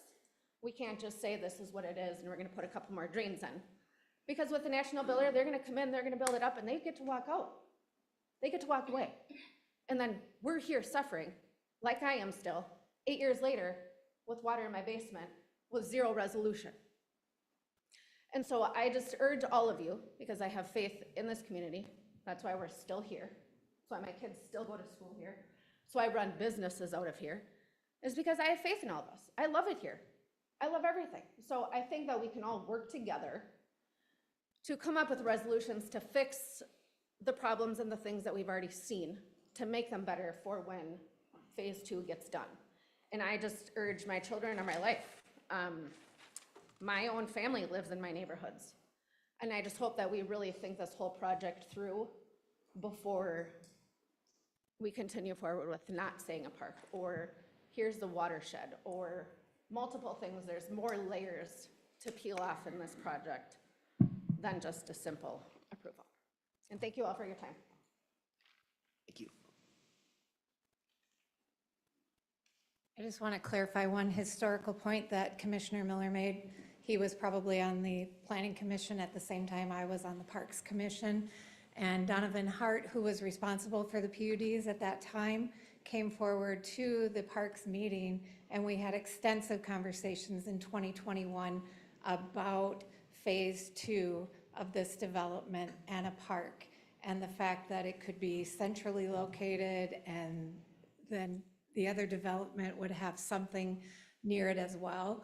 So again, we may not have seen the POD, or we may not have talked, but the person who developed the PUDs for this city came forward to the Parks Commission, and we talked about a park in phase 2 of this development. And it is documented on public video, and again, I put it in my timeline. If you need me to point that out to you, I will. But while the Planning Commission may have had a different point of view. The Parks Commission, who is responsible for making that determination, came from the standpoint of there would be a park in phase 2 of this development, and we talked about it with the person who developed the PUDs. So I just wanted to clarify that point of history. Thank you.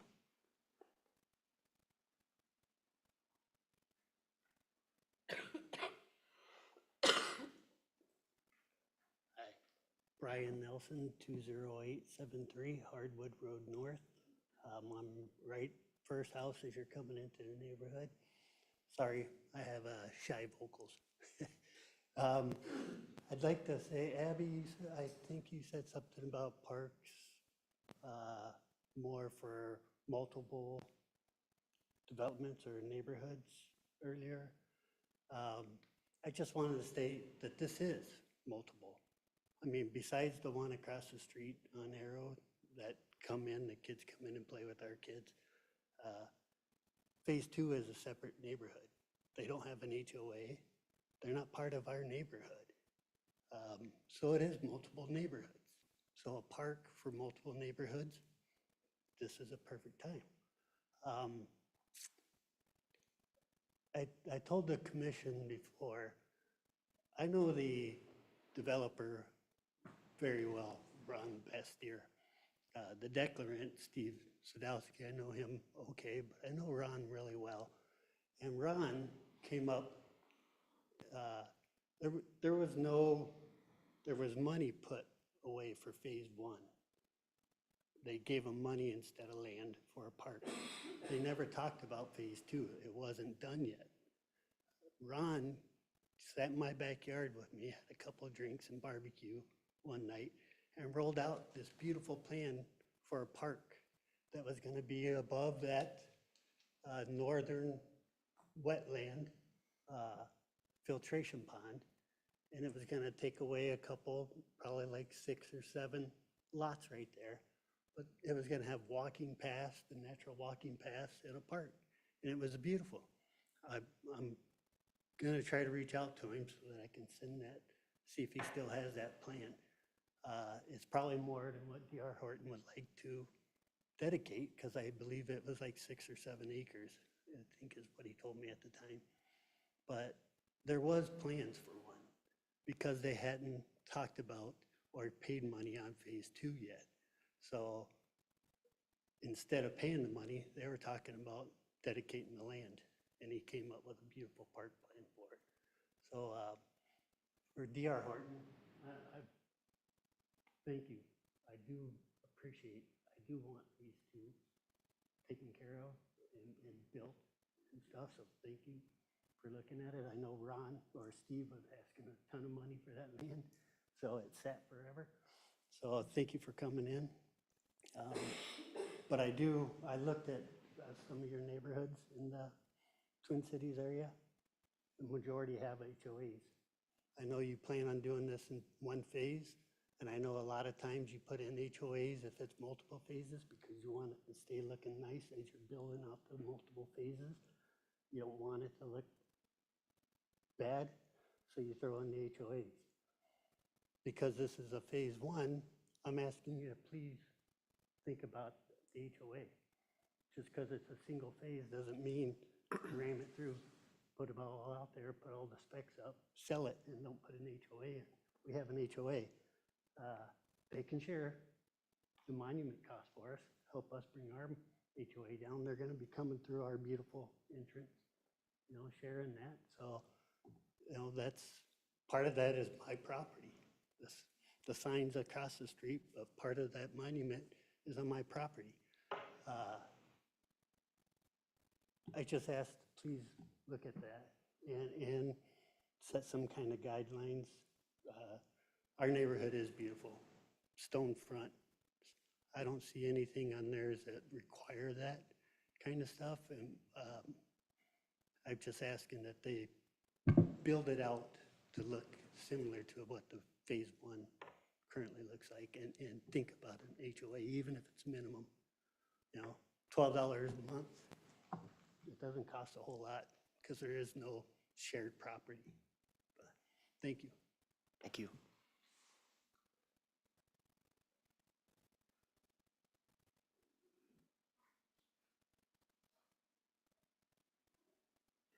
Good evening, Carrie Chavez, 6992 208th Street North.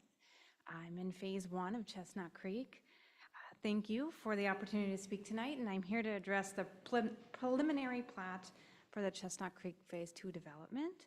Originally approved nearly 20 years ago, maybe not by any of you, it sounds like, but as it stands, this plat has not advanced to final approval or full build-out, as we know, and given the time that this has passed, I think it should be considered expired and reviewed again. Since original approval, Forest Lake has adopted updated subdivision regulations, engineering standards, and zoning ordinances. These changes reflect our city's commitment to responsible growth, environmental protection, and public safety. Any future development under this plat should be reviewed and reapproved under today's standards, in my opinion, and not those from 2 decades ago. I also want to draw attention to the significant issues that occurred during Phase 1 of Chestnut Creek, as Mr. Larson acknowledged. Let's not have this happen again. These include significant drainage failures, infrastructure deficiencies in some aspects, and erosion problems. These problems have real impacts on residents, my neighbors, and the surrounding environment, and they must be carefully considered before any future phases move forward. Furthermore, I have concerns about the resolution enclosed in tonight's agenda. While I understand the intent is to allow some flexibility, I believe certain provisions could unintentionally open the doors to decisions that compromise the integrity of our community's planning process. If not carefully managed, this flexibility could damage the reputation of Forest Lake and further complicate the legacy of Phase 1. We owe it to our community to ensure that any future development is held to the highest standards. That means requiring a full reapplication and review of the preliminary plat under current laws, with a clear-eyed understanding of past challenges and a commitment to doing better moving forward. I was at the Planning Commission meeting, and although it shows that they approved this plan and denied the amended, it was very much pushed forward that they could not deny it. They had to approve it because it was already approved. And I really want to acknowledge that that's not necessarily true, and you can deny this, and you can ask to have it reapproved. It has been too long. No one's done anything with this, and it needs to be reviewed again. I made several notes to a lot of the things that may be addressed. They start on page 188. I'm sure you all, since Thursday, have thoroughly been reviewing this agenda. But you know, just to name, and I'll just kind of shorten the items, but really traffic studies and the safety around that, not only within our community, but Harrow to 97, and I know this is really hard for us to make these calls, but the safety of that is very concerning. It is already very difficult to get out on 97 without risking your life. I have teenage drivers. I am very worried about them driving on 97. So please consider a traffic study that needs to be done current, and I know it sounds like maybe things haven't changed, but right now 97 is closed. And we have actually better flow throughout that area right now, so I would even say that it can't be done until 97 is fully opened for us to really realize the traffic that's going through that area. Water drainage, again, another significant concern. My sump pump is running constantly. I'm the last house before the first yellow blob next to the orange. So I would say that it's a concern in regards to where is all of that water going to go. D.R. Horton kind of explained they want to make those ponds smaller and restrict them because they've gotten so big. And I think there's a reason why they got big, right? The water needs to go somewhere. And we've heard significant water drainage issues all the way through Forest Hills on the other side of Harrow. Infrastructure and design with this second phase, I will say that I have also seen some of the D.R. Horton builds in the recent areas, there are some really nice layouts that they're providing in their packet to us. Although we can't guarantee that someone's going to put a 3-car garage on a 55-foot lot, right? That's a very, very small lot for a house of that size. So we're imagining that a lot of these amendments that were in or are things that were approved in the original plan, like 52-foot lots, and even some setbacks that were apparently approved, should really be reviewed again. Those are very close to the street. That doesn't allow for even more than 2 cars to park in a driveway. And it also pushes all of the houses up to the street to make it even look a little less, I would say, synchronized with how our current Phase 1 looks. So that, I would say, is also a concern, is the number of different housing formats or templates that they're providing, and really there's no guarantee of what's going to be built out there. It's likely going to need to fit some of those smaller properties. Park and amenities, I'll move on, but it would be nice to have a park there. I have a little one myself, probably in that picture. The HOA commitment, I think, to the aesthetic and the similar community expectations is something that should be considered. We are all paying a small amount to kind of upkeep, including the monument. We've been told there'll be no other monument on the other exit towards Goodview, which I would say would be nice to have another monument on that side if you're going to be coming in from both sides. But again, they should share the costs of the Chestnut Creek Monument if they are going to be considered part of our phases. And then I would say that the last one is really, I do feel that it would be important to acknowledge that this meeting was quickly put in place and didn't allow for a lot of our neighbors to be able to join tonight. So I also would note that even, it sounds like even some neighbors just, on that side of Goodview as well as on the side of Forest Hills didn't get notified of this development too. And so I do want to put that into your heads as well, is that I do feel like there are more people that have something to say about this and didn't exactly get the chance to do that, whether it was during the Planning Commission meeting or today. Thank you. Thank you. Anyone else like to speak?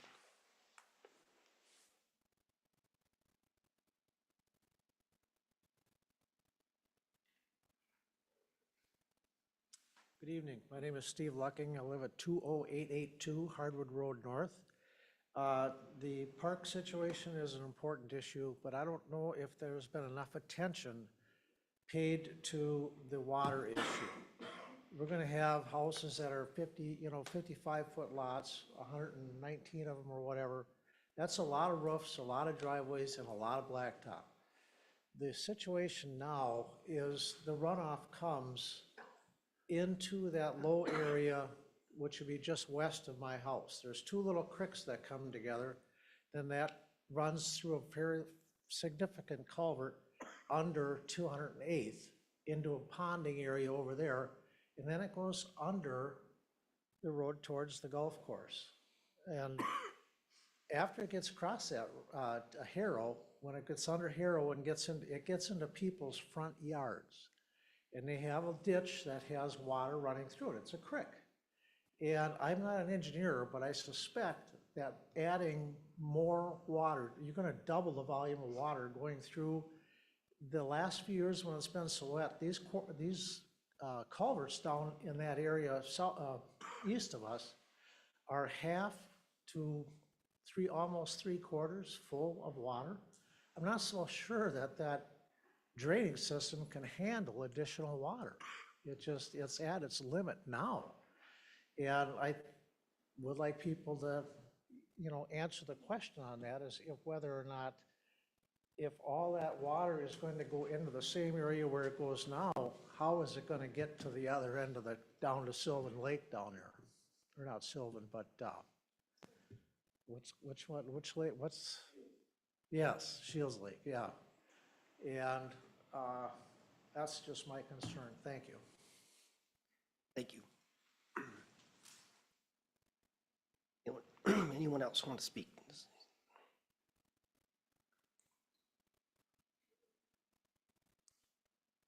Good evening, Karen Moorhead, 943 Southeast 12th Avenue. Thank you, Mayor and Council, for listening to the residents, listening to the history. I'm kind of overwhelmed to think that you are all going to be in favor of having a park. It was designated to that. I would not be very much happy to live here and know that we've misrepresented to all those people who have been so patient. But now I'm thinking, when you talk about a small park and money, this is a big area. They have a lot of kids. I think they've proven that to you with pictures and with coming. And so I know Public Works doesn't appreciate a lot of small parks. I don't think they need a Belts Park. I don't think they're asking for that. And that was a whole different situation, how that got paid for. But I'm wondering if discussion could wait. Park Commission is meeting this next week, and let the commission look at, you went from one acre to 5 acres, and in my brain, there's a whole lot of numbers in between there that we could maybe talk about park dedication money and maybe a 3-acre park. I don't think you want to keep putting in tiny little pocket parks that aren't going to be what the residents want. Right now, I think they're so happy to get anything, they would take whatever you give them. But I would like to have a chance. I'm only one person on the Parks Commission. I would like to have a time with them to find out how much park dedication money we have available, what we would need, and then decide what size of a park. But for now, I'm very, very happy to see all of your heads saying, nodding, that this development deserves a park. So we'll see what you can all come up with. Thank you. Thank you. All right, with that. Mayor Roberts, I do have 2 public comments that got entered into the record just today, so if you give me a quick second to read them. One of them is addressed to city council members and staff. Name is Lori Ward. I'm one of the owners and owner's representative of the Ward properties directly north of Chestnut Creek, and the property IDs are cited. We support the proposed development of Chestnut Creek, but request the city make a condition that the utilities, sewer, and water and roads are extended to the property, which they will be, in a way that make the Ward parcels developable in the future. This may require oversized pipes to the property line and road extensions. As of now, there is a sewer capacity issue, and we expect development on our property in the future. If you have any questions, feel free to contact me. We're excited to see the development continue in Forest Lake. And then additionally, I received another one from Mitch and Carrie Bradshaw. Dear Community Development Team and City Council members, as a resident of Chestnut Creek neighborhood and a parent of 3 young children, 6, 4, and 3, I'm ready to respectfully ask the city reevaluate the parkland dedication decisions related to our development. Our neighborhood has grown up into a vibrant community filled with families and many children. Yet, despite being one of the city's largest residential developments, Chestnut Creek remains without a dedicated park or safe, accessible green space. The nearest parks are not realistically walkable or safe for children to access due to traffic, lack of shoulder sidewalks on Harrow Avenue, and distance. I understand the history surrounding the parkland dedication process for this development is complex. However, as the city considers the second phase and the possibility of a new developer, this feels like the right moment to revisit the decision with current community needs in mind. The intent of the original Parks, Trails, and Lakes Commission discussions and even the city's own strategic plan clearly reflected a desire and expectation for the park area, ideally one that could connect with the Birchwood Estates parkland to create a larger shared space. Our children deserve a safe place to play close to home, a space that builds community, supports active lifestyles, and reflects the value of Forest Lake as a family-oriented city. Currently, children are commonly found playing in the street due to lack of community options. This will become more of a safety concern with the added traffic and construction of Phase 2. I'd encourage the city to work collaboratively with the new developer to explore solutions that could finally make this a reality, whether through a revised parkland dedication plan, a small interim park using existing funds, or a partnership approach that balances the needs of both the developer and residents. The future of our community depends on the decisions being made now. Thank you for your time, your service, and your thoughtful consideration of the families of Chestnut Creek. Respectfully, Mitch and Carrie Bradshaw and our 3 young children, Chestnut Creek resident. Okay. With that, council, does anyone want to make a motion to close this evening's open forum, or public forum, I guess? So move. I'll second. Okay, Any further discussion? All in favor? Aye. Aye. Opposed? All right, we are closed our open forum at 8:04. Let's go back and do discussion here and council thoughts on everything that was shared here this evening. Well, there certainly was a lot. And we appreciate everyone's time, and, you know, it's getting late here in the evening, but, you know, I think we can really, I know we can land somewhere that's going to be a win-win-win for the city, the residents, and the developer, and that's our goal. I think it's clear that everyone up here is in support of some type of a park in that neighborhood, and so, you know, there's some work to be done there. I have some concerns a little bit, some of the people mentioning the water. When we did tour the neighborhood, talking about basements and sump pumps running, I'm assuming our engineer went through that and this development has been engineered to handle those additional loads of water. I don't know if you can speak anything on that, Ryan. Mayor Roberts, just a couple of comments related to stormwater. Yeah, the project will have to meet the city local stormwater permitting requirements along with the watershed district, which are much stricter than the city. So we'll make sure those are in compliance with that. One significant change that has occurred from when phase 1 was built to where phase 2 is going to go through approvals is on phase 1 side, lot line swales and rear lot line swales were only required to be at a 2% grade. Current standards are that we've adopted, and this project will be reviewed to, is that all side lot line swales will be 2.5%, rear lot line swales will be 3%. So in a 55-foot lot, just take that for example, that's over 1.5 foot drop just from back to corner to get the water out of there better. And then therefore going into these holding ponds to kind of hold that, Yep. that water back. So they'll go through a stormwater modeling exercise and submit all the stormwater data that'll show their rate and volume control, that they're gonna have to meet those requirements of the city and the NPDS permits and the local watershed rules and requirements before they would be approved. If they don't meet those with what's before us here, they would then obviously have to look at increasing the pond size or other BMPs that they could construct on site for infiltration, filtration, but because of the clay soils, they're not gonna meet that. Then they have elevations they'll put in with the storm sewer infrastructure that'll control that rate and volume. Yeah, and just to the public on that, I mean, in the last 10, 12 years, those standards have increased significantly. And with the watershed, I'm pretty confident we'll be able to make sure that this doesn't create any more issues than you already have going forward, just knowing what watershed's requirements are in this day and age. Any other comments? I guess we have a decision to make. I think there is an option. We have more time if we want to table this and talk. It seems like park might be the biggest thing, but there might be some other things that we want to explore a little bit more. Yeah, I'd be in favor of tabling this to get the park part of it right, but I'd also be curious from the developer if there's a strong reason for not having an HOA. We've heard quite a bit of that tonight. You know, is that a marketability issue? Or, you know, not only, you know, those funds typically provide for some public space, but also it does create those documents that dictates whether or not you can, you know, park an RV in your parking lot or driveway. So I'd just be really curious to learn more about that. Mr. Mayor, if we're going to table, and I don't mean to presuppose, but is there any interest in having financial analysis of the impact to the park plan and to the levy? Yes, that would be valuable information. If I may just add on that Administrator Stott's comment on the impact to the levy. In discussions with D.R. Horton, who have indicated they would be willing to put in a playground or would be willing to dedicate land and cash, including construction of a playground, so that their dedication requirements were fulfilled through that combination, would then not have any impact on the current levy. It could on the long-range capital plan for future replacement and or maintenance.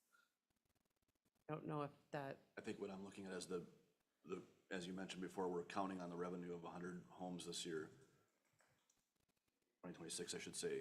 So that does have a direct impact, that lack of revenue. So not any more expenses, but lack of revenue. So it would certainly mean pushing back other projects to, just quickly typing into the 10-year plan, we would be in deficit in the park dedication fund in 2027 or 28, I can't remember here, but without, moving some of those other projects back. So certainly good discussion tonight, and certainly not saying you shouldn't build a park here.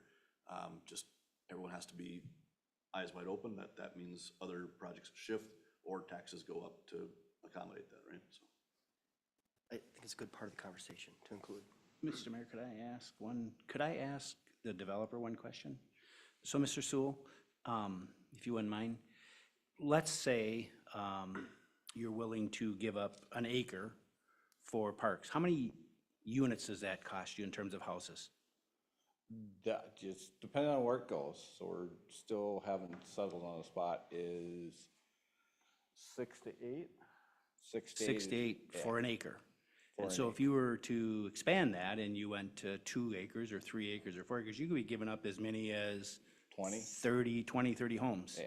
Which impacts your revenue, which impacts the likelihood whether you can develop this neighborhood or not. Yeah, Would that be correct? correct. At 20 to 30, it doesn't work. And just to clarify on Abby's statement is, yes, we're open to land dedication and paying the cash. The question with land dedication, if it's a smaller number, like it's an acre, that's fine. We can make that work, plus still give the cash dedication. If we start getting over an acre, then we gotta start relooking at our numbers to see where all the balls land when we're done. So we're open to a discussion. One question I would ask is just how do we want to go forward with the parks? I think we all agree that the park's coming or is desired. Is it something where we meet with staff in the neighborhoods? I don't think the first place we should go is show up at the parks and try to have this design like Abby and I are doing right now at a podium. I think we should either take a moment and have a neighborhood meeting with the residents out there and talk through what they think is a park, and then start trying to see if we can settle on between staff, the existing neighborhood, and us on what a park could look like, and then bring it back to your park commission, at least have a starting point on the conversation, if I could be so bold to throw that out there. Staff's comfortable with that plan? Yeah, I mean, we are at preliminary plat, and I think the question is, it's not going to change if the council wants to see a park in here. So I think that then gives us the time to vet through what that looks like. Lots of numbers have been thrown around. The land dedication requirement is 10%. That's 10% of the existing land, developable land of the existing subdivision. So that would only be 3.5 acres max would be the requirement as per our code. Can always, I suppose, ask for more, but that is setting a precedence that I don't know that we want to start. In our preliminary conversations about parkland, a half acre is kind of what we have been able to see could easily potentially fit in the neighborhood, and put a playground on that with some green space. Comparable to Bayview Park. If you take out maybe Bayview Park's parking lot, that green space and parkland around Bayview is what could easily be achieved in the development area. Anything greater than a half of an acre is going to be a little bit challenging just in terms of siting it in a way because of the way the streets are already laid out. This is a reminder, this isn't raw vacant land that we're yes, it's vacant land, but it's already been mass graded. We already know how that street network's going to be to really help make sure that we can kind of make that in a way that's not just this kind of long linear thing. Doesn't really provide good efficient use of the land in this landscape. I think that if the council wants to table it, that is fine. That's your prerogative, but we need some very clear direction on what you're seeking. If it's just that you want to see a park and you want to bring back a park, I do think that this body could move to approve a PUD and plat requiring parkland dedication and/or a combination with cash. And that gives the developer and staff time to work not only with each other, but developer to work with the neighborhood, bring that back to the Parks Commission before bringing back a final plat before the Planning Commission and frankly, I will agree with the applicant, design workshops by committee don't always work well. And we could just be sitting here in another couple months without much.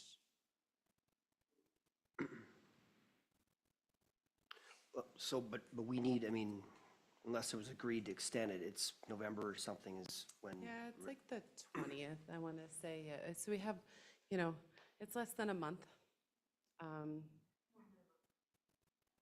Okay, it's a month and 1 week, but when we look at the actual meeting publication dates, we wouldn't probably be able to prepare something for Parks Commission this week. Yeah. So we'd be looking at a month out for our Parks Commission, which then if we have to wait until the November Parks Commission, we're over a month before we're getting that back to you.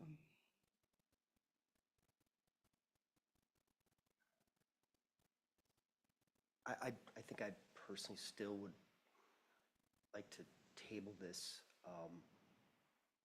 just to have some more defined answers on parks. I mean, if, I'm a little hesitant to approve it, and we're just gonna throw a park in there somewhere and we'll work it out. I just don't know if I feel 100% comfortable with that, but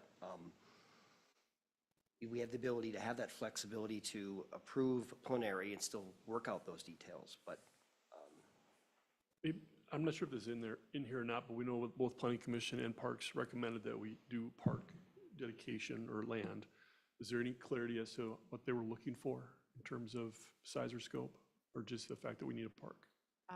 No, I think there was discussion at the Parks Commission, certainly from members that had been on the previous Parks, Lakes, Trails Commission, of the land dedication as part of phase 2 that would be combined with, and then there was concern that maybe that, or conversation that maybe that was the first phase and the second phase, but a larger than small neighborhood pocket park. Simply put, that we can't take land from that first phase into this second phase. So what we have is the up to 3.5 acres.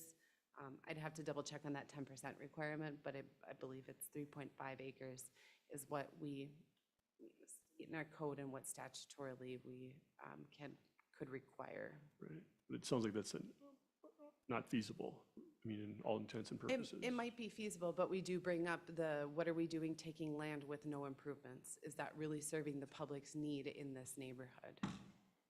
I think that is a very important question of, we've taken land before and not developed it.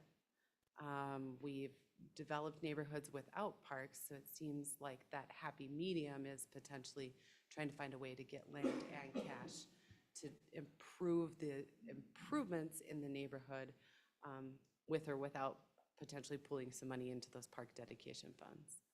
So if you can kind of imagine, I always like to use the image of dials, right? The more you dial up the size of this park, the more you dial down the amount of park dedication fees you would get from the developer. And also at the same time, turning those dials means you turn up the amount of money you need to spend on this park, right? So if you've got all 3.5 acres, that means you're gonna get 0 park dedication money. So that's minus $290,000. And then plus you need to invest, let's say, $100,000 into a playground and a basketball court. So that's again minus $100,000. You dial that down and you say, well, how about a half an acre? You can get that half an acre and get a basketball court and a playground put in there. Yes, it's tight and there's not a whole lot of space maybe, but you can get that all paid for, and now you're only out. I say only, you're only out the $290,000. You're not out the additional investment in those things. So I think you get what I'm saying. It's just that the larger the park, the more of a financial issue that this is going to become. The smaller the park, the less of a financial issue it is. I guess my only concern with if we table it, what are we looking for? right, I know we need direction. I don't think we can wait till the next Yeah. park commission meeting. Well, with that said, then, council, do you have any other, take park out of it, any other concerns on the development? We've heard a lot of different comments, non-park related. way, so are there some other things that you would have, gives you pause to approve this?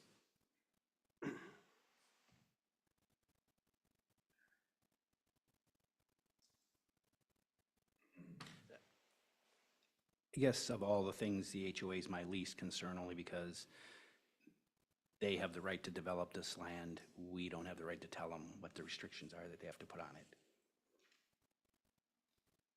I mean, just because the one neighborhood decided to develop it as an HOA, if that developer would have continued developing phase 2 or phase 3 or how many phases, they could have had those restrictions in there or not.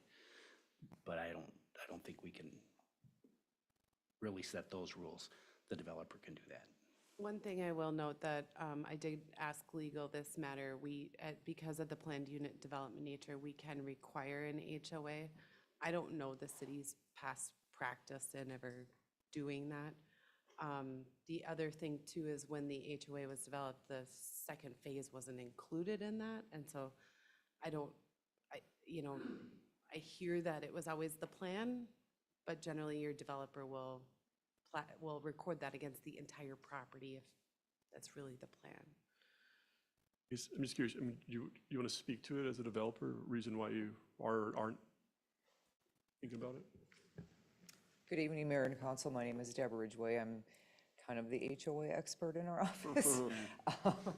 So we prefer not to, and Mike already alluded to the fact that there's no common area. So when you have a single family homeowners association, it's hard to sell an HOA to buyers when there's not a common area. With this particular HOA with Chestnut Creek, the property that we're purchasing is additional real estate, so there is the opportunity to add it to the HOA. However, we're not the declarant, and so we don't have that right as the declarant to add the property. And then also, after 10 years, that declarant right expires, and that's coming up in 2026. What does that mean? That means that you would need to get a vote of all the HOA members to bring in additional property. Does it hinder the development or as far as marketability if you have it? Because what I heard from the residents that spoke to it wasn't so much that it's a high-cost item that maintains public space, maybe a monument, it was more about the kind of the covenants that says, hey, we're not going to park RVs in our driveways. And you get both sides of it. You get people that want that restrictions on the property, and then you get others that you can't tell me what to do on my property mentality. We don't like to, just because there is the chance that they'll just dissolve. If there's nothing holding that HOA to be an HOA, the disillusion is greater. And when we set up our HOAs, we hire professional management companies, and so there are an added cost to having an HOA, not just maintaining a monument. You have to hire someone to manage that. So are you saying if the first phase, if that HOA voted to take on this, that could be an option for an HOA for the second edition? We would have to approach that HOA, and quite honestly, it's harder for us as a new home builder to go into an existing HOA because there are architectural requirements that they have, and then we need to go in front of their board to get our plans approved, and that's just something that we're not interested in. All right, thank you. Yep. Right. So, no other concerns, council, on anything other than park related? And if this, we talked about water as far as that has to meet standards and guidelines, so that's going to be reviewed.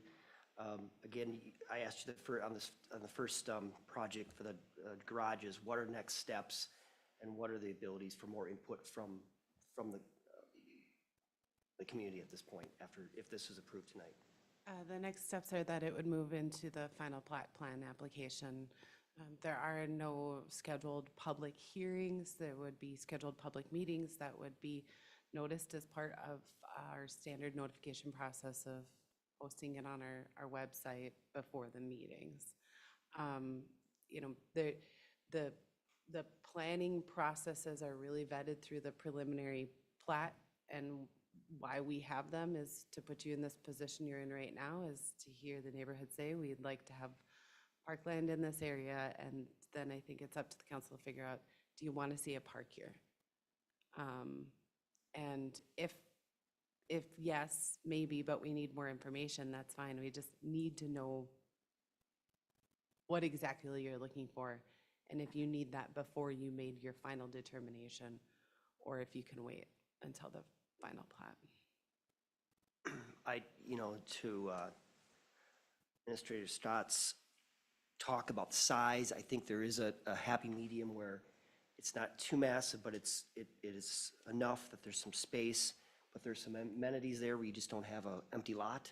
I do like that area, that idea, and the thought is that, you know, in some time, and I know it probably won't come quick enough for this neighborhood, but that larger park just to the south there would, you know, make that even more of a space for people to use for all these new homes. So I think if you're looking for direction, my choice would be that it would be a medium-sized acre and a half park with some amenities that would be all part of this development agreement.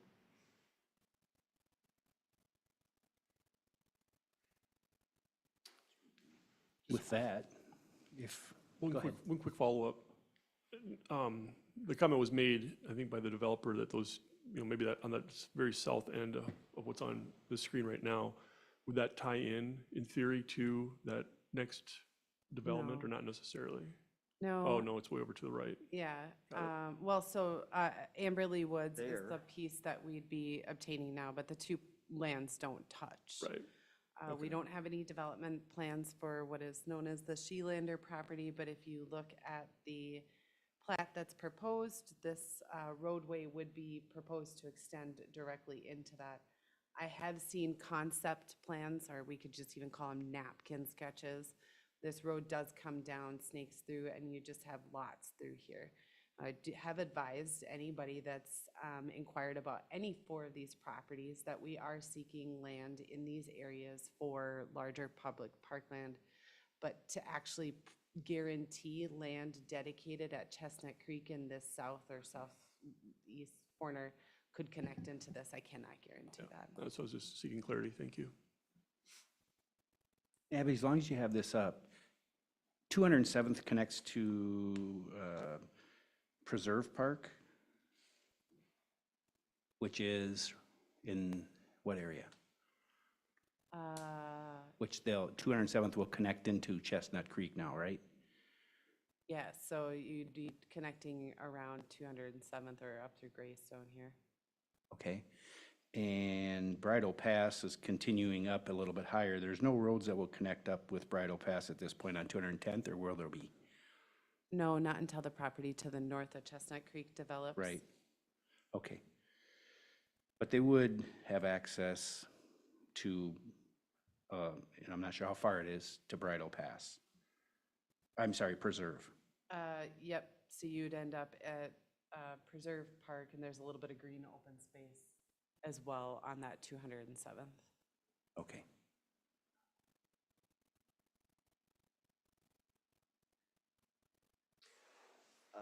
So thoughts on park size, if we're not going to table this, I think we need some direction, right? Or either way, if we're going to table or not, some direction on park size and desire there. I think I appreciate the direction of park size. Addressing Administrator Stott's really good analogy of kind of turning up the dial, turning down the dial. My only concern is if the direction tonight is to provide exactly 1 to 1.5 acre park, and we want to see it developed, whether or not the developer could actually achieve that. And so I think the thing that I would really like to glean from the council tonight is, if you're favorable to have a park in this and you'd like to see that the developer develop a park here, how can they bring back maybe it's the direction to bring back a final plat that shows a park that is developed, that can service the neighborhood, that, conforms maybe to some of the things we find that are missing in our existing parks plan, that doesn't have a negative impact on our future budget. The idea being, let's find a way that we can get some land, get it developed, and maybe even get some cash out of it. No? All right, so I hear you saying is that you'd like to see a resolution, an approval tonight with some clarity around to be a park be included. Some Right. combination of land and cash to fulfill the parkland dedication requirements for Chestnut Creek 2, to be brought back with the final plan. So does there have to be, it called out that that parkland dedication fee, those dollars go to support this park or to build this park out? I think that you certainly should say land or a fee that would develop, so a combination of land and fee that's developed into the park. And leaving that flexibility for us to work through. It could be that they don't use all of the required fee in lieu of the, it's possible the land values and improvements still don't exceed. And so I wouldn't want to commit that that we got to spend all of the parkland Yeah, my dedication. concern is around just that it goes into the park dedication fund and then it doesn't get spent here. I mean, like, We're gonna make sure that it's developed, that this Right, park right, is developed, that's- and if fee is in excess of what the cost is. just, that's what I was clear, yes. Yeah, I mean, that's what we would be aiming for, is that we get good public infrastructure put in place, and maybe there's a little bit of reserve that goes into the parkland dedication as well. The other only thought on tabling was that the concern about some of the neighborhood not being aware of tonight's meeting until last night. You know, the fact that some of these people that are on the Goodview side probably didn't get much notice of anything of this new development. I would have to double check. I mean, we have a 350-foot requirement from property lines. That does get extended depending on the district. We'll never notice enough people. I mean, that's just always the case. And yes, there were people that I said I would let them know when this was going back to council, and I made the mistake that I just forgot. And so, because it's not our standard practice, it was a courtesy thing, and I forgot. It's not a requirement that future plats, concept plats or final plats our notification requirements are required. Like to bring this back in 2 weeks for, I'm just bringing that up for conversation. Well, I would. Entertain a motion to. Yeah, I would like to try a motion, if we can, see if we can make this happen or not. But my motion would be to approve resolution number 10-13-2505, approving the Chestnut Creek Second Edition preliminary plat and plan development amendment with the following 4 conditions, adding a 5th condition that we would work with the developer to come up with a 1 to 1.5 acre park and fee to build out that park. for a friendly amendment. Can we not include a park size, but just add the amendment that the developer work with city staff to develop a park? And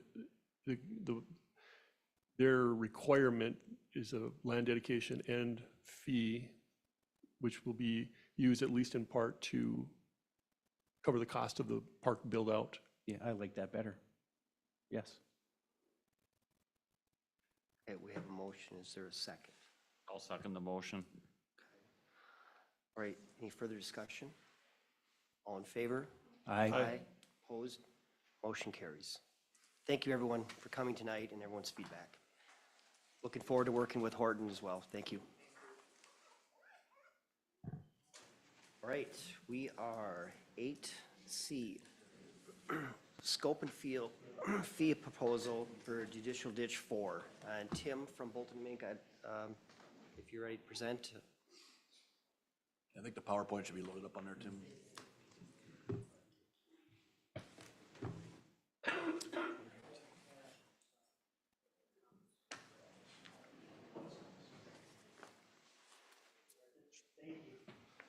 Thanks.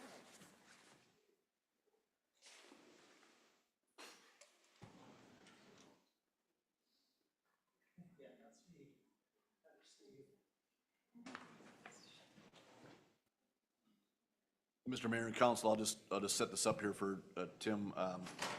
This is a project that it's been sort of a long time in coming. We've got some congressionally or legislatively directed spending here. And we've been working hard with the DNR to make sure that whatever work we're doing is grant eligible. And that was kind of the sticky point. That's why it's taken so long for us to come back, is that Amanda and Tim have been working hard to figure out a way in which we can do all the work we need to do with this project without spending city dollars, and make sure that we are maximizing our grant funds in a way that they were intended, which is to do this project. And just a quick reminder that this project is to provide a planned corridor for stormwater retention, both in conjunction with development and as an added flood storage for the region. And so that's sort of why the grant money is here, because we're doing something good for the region. A side benefit for all of us is that we're gonna have a corridor that's gonna act as a greenway corridor, and also have nicely planned spaces for stormwater infrastructure from our future developments. So that should make our future developments more efficient and just better planned in general. This will be in areas where the stormwater, quote unquote, wants to go. Engineers kind of talk in terms of that all the time, that the stormwater wants to go here. That's where we're gonna be, right? We're gonna be in the low-lying areas. And so it should be a win-win for us. We're gonna get some land that's gonna be developed in such a way, or purchased in such a way that we can efficiently put those stormwater ponds there, do something good for the region, all at no cost to the city and or the landowners. That there's no sort of taking here for the land of the landowners. So with that, I would open it up to Tim, if you're ready, Mr. Mayor. Welcome, Tim. Yes, good evening, Council and Mayor. My name is Tim Olson. I'm a water resources engineer with Bolton and Menk.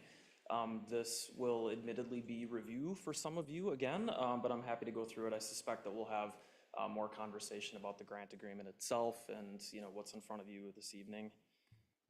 So tonight I'll just go through the project background again. As a review, we'll talk about the project area and where we've landed as our priorities. We'll talk about the grant agreement itself and what's included in terms of property acquisition and preliminary design. There'll be, I'll have a brief discussion here too about schedule, although that's relatively flexible.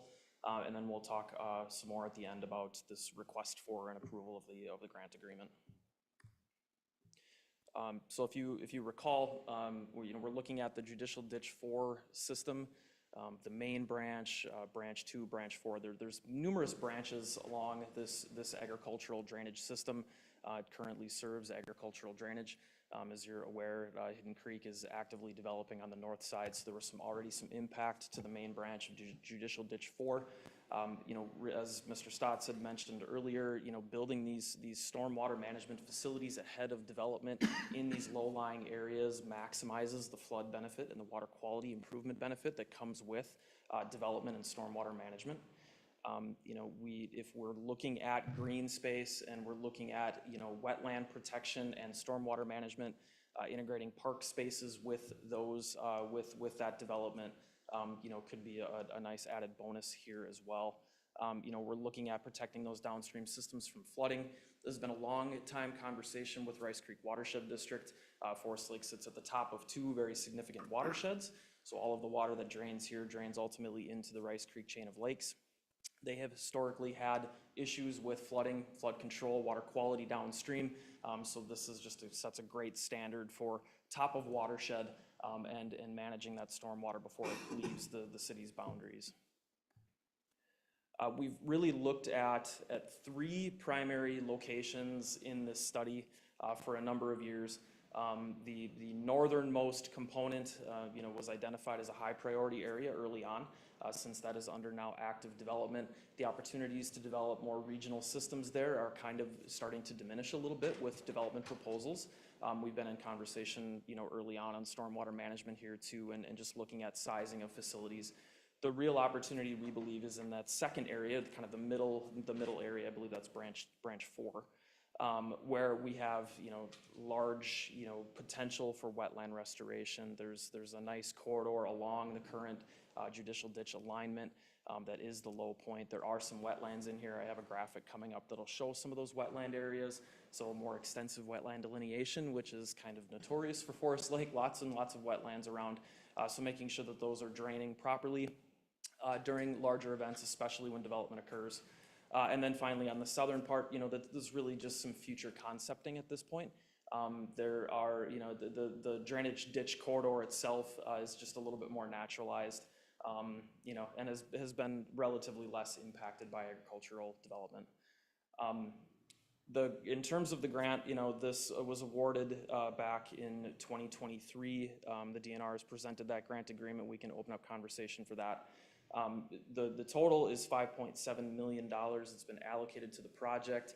We're estimating approximately $5.5 million for property acquisition and $200,000 for some additional design. There is flexibility within that. I presented a scope and fee to the Minnesota DNR for approval, just to make sure that all of the tasks that we're proposing to be served in that $200,000 were approved within the agreement. And I think we've had positive feedback so far from the DNR.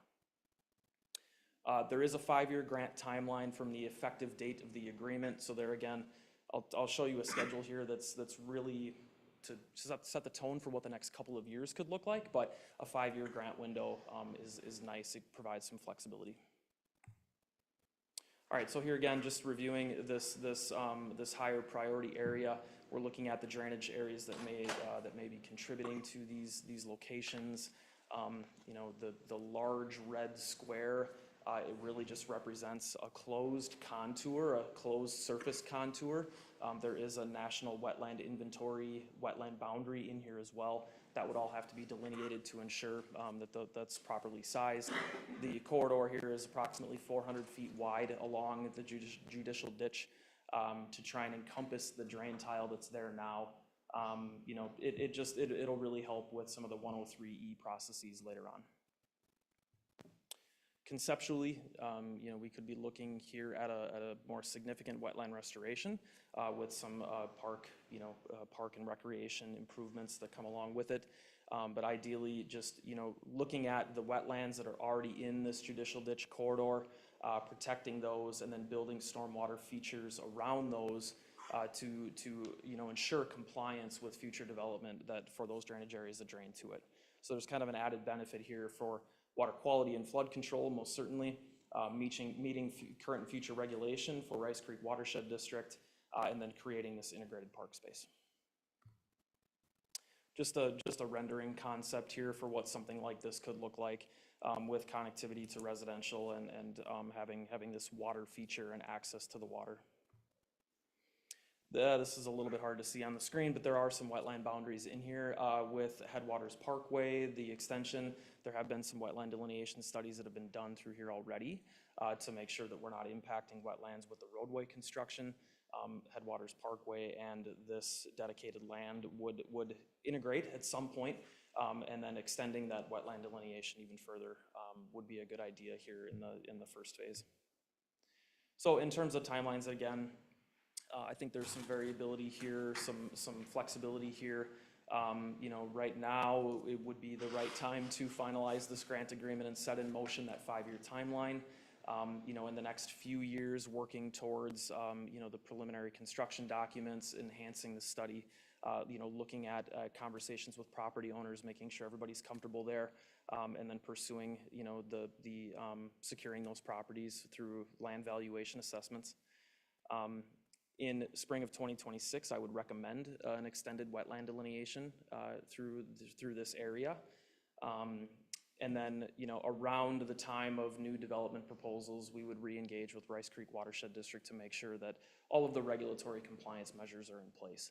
I think a meeting with Rice Creek here in the next even couple of months is a good idea too, just to update them with process and progress. Rice Creek was a funding partner in the original study, so they have a vested interest here as well. And then again, ahead of construction, executing that 103E partial transfer process. We went through that in Hidden Creek as well. That'll be required here too. Early is probably better. Want to explain what a 103E is?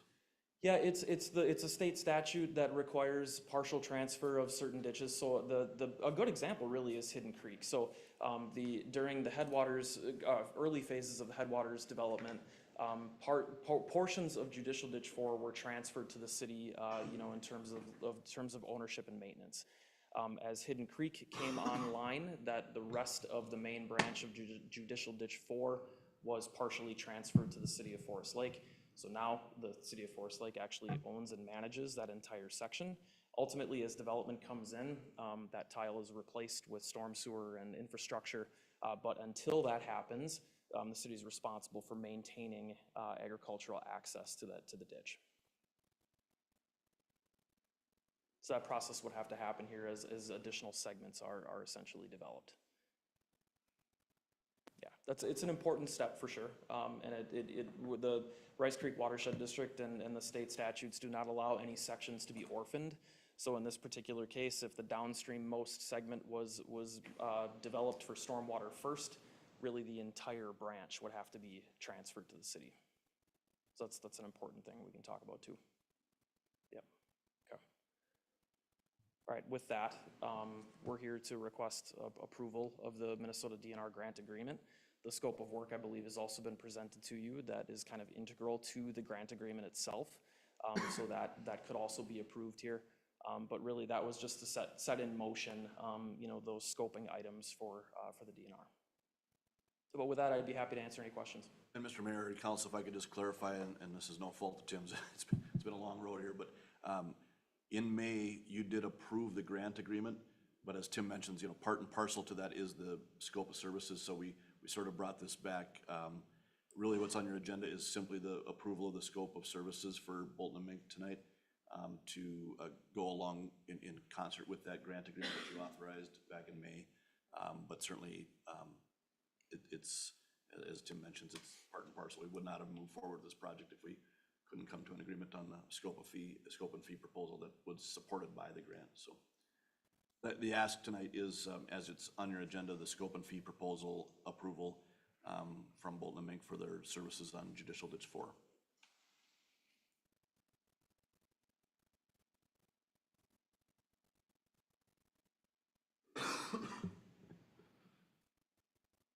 Questions or comments? Seems pretty straightforward. If you're open to it, I'll make a motion that we accept the scope and fee proposal as presented by Bolton and Mink and approve the Minnesota DNR grant agreement. Motions are second. I'll second. Any further discussion? All in favor? Aye. Aye. Opposed? Motion carries. Thanks, Tim. Thank you. Appreciate it. 8D, paid on-call retirement benefit level increase request, and Chief Newman. Mayors and members of the council, up for consideration is a pension benefit level increase request for paid on-call firefighters that would increase their annual benefit level from $6,350 a year to $7,000 a year per year of service. Our process is every year in September, we'll approach the the Forest Lake Fire Department Relief Association will present to the Joint Fire Board their audited results for our pension plan. And if we meet a certain level of funding ratio, then the Joint Fire Board would consider an increase in our benefit level. If the Joint Fire Board approves that benefit level increase, then we would bring that forth to the council for council approval, and that's where we are tonight as well. Our annual benefit level or funding ratio for 2024 was 273%. So our funds well-funded and can absorb this increase. Happy to answer any questions you may have. Council. Myself and Councilmember Larson were part of the fire board, joint fire board, and they laid this out quite clear, and the fund's in great position, and it's kind of a no-brainer for me. It allows these firefighters to be paid good more for their service, which they're underpaid as it is, but we try to do as much as we can, so. Anyone interested in making a motion? I'll make a motion to approve the proposed fire relief benefit level increase. I'll second. Motion of first, second. Is any further discussion? All in favor? Aye. Opposed? Motion carries. 8E, approval of Lakes Floral invoices. This is pulled out separately. Many people know I'm one of the owners of Lakes Floral that does provide some goods and services to the city. So you want to make a motion to approve 8E? I'll make a motion to approve the invoice from Lakes Floral, item 8E. Motion second. I'll second it. Further discussion? All in favor? Aye. Aye. Opposed? Abstention. All right, we are going to our discussion portion of the meeting. I am going to hand this over to Councilmember Valento and acting member Valento because of a perceived or potential interest. So I'll hand that over to you then. So with the discussion, it is cannabis business regulation and zoning review. And it looks like Jolene Abbey will lead the discussion. Thank you, Councilmember Valento. If council recalls, back in December of 2024, the previous, I'm sorry. Sorry, can we just make a note for the record that the mayor has actually left the room? So he's not here for this discussion now, sorry. Just because I realized the camera might not show. Thanks. Previous council approved ordinance 746, which addressed the local registration process for adult use cannabis businesses. At that time, the legislator had in place a cannabis sales tax or a local government cannabis aid program, which provided some tax incentives to the city for maintaining registration. Since that time, the state has repealed that tax aid program. So that's no longer a benefit to the city as we're looking at registration. Because of that change and an additional change which the legislator brought forward of a requirement of registration for low potency hemp edible products, I thought it was prudent to bring this back to council because there's been a change in circumstances to see if council wants to maintain registration here at the local level, or if council would prefer to delegate the registration portion of adult use cannabis to the county as allowed by state statute. Couple considerations for council. Zoning would still be maintained here. A zoning review and certification process would still be maintained here at the local level, whether we kick or delegate registration to the county or if we maintain it here locally. So that means that applicants who are looking to open a cannabis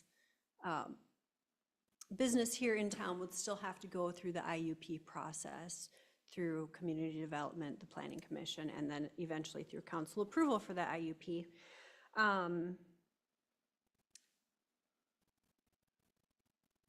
In addition,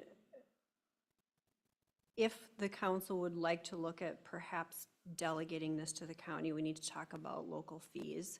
So our fee schedule was amended with adoption of ordinance 746 to include registration fees for these cannabis businesses. So if we were to delegate any of this registration process over to the county would then be able to take on those fees. We would not have any benefit from any fees for any businesses that would be operating here in the city.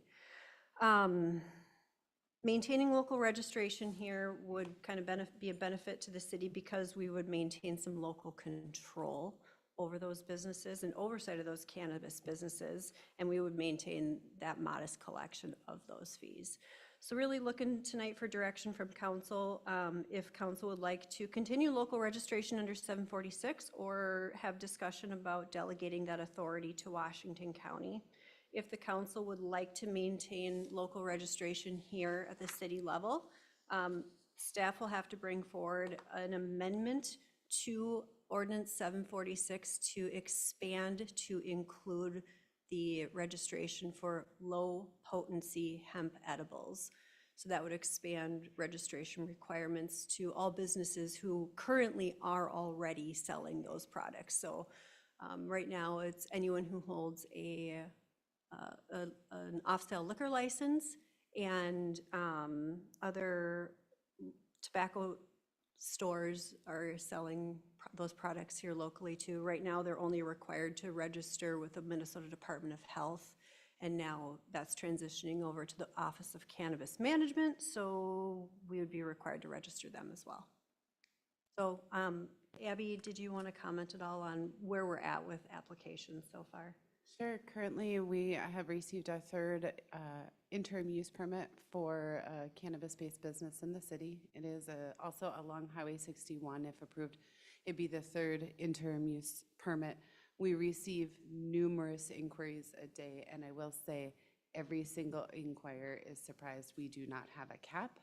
In talking with some of our peer communities, I just had a meeting last week with Stillwater and Oakdale, and both of them have capped the number of their licenses to 3 total. Now, that being said, we can issue as many interim uses as we want, or use permits as we want. We can keep processing those.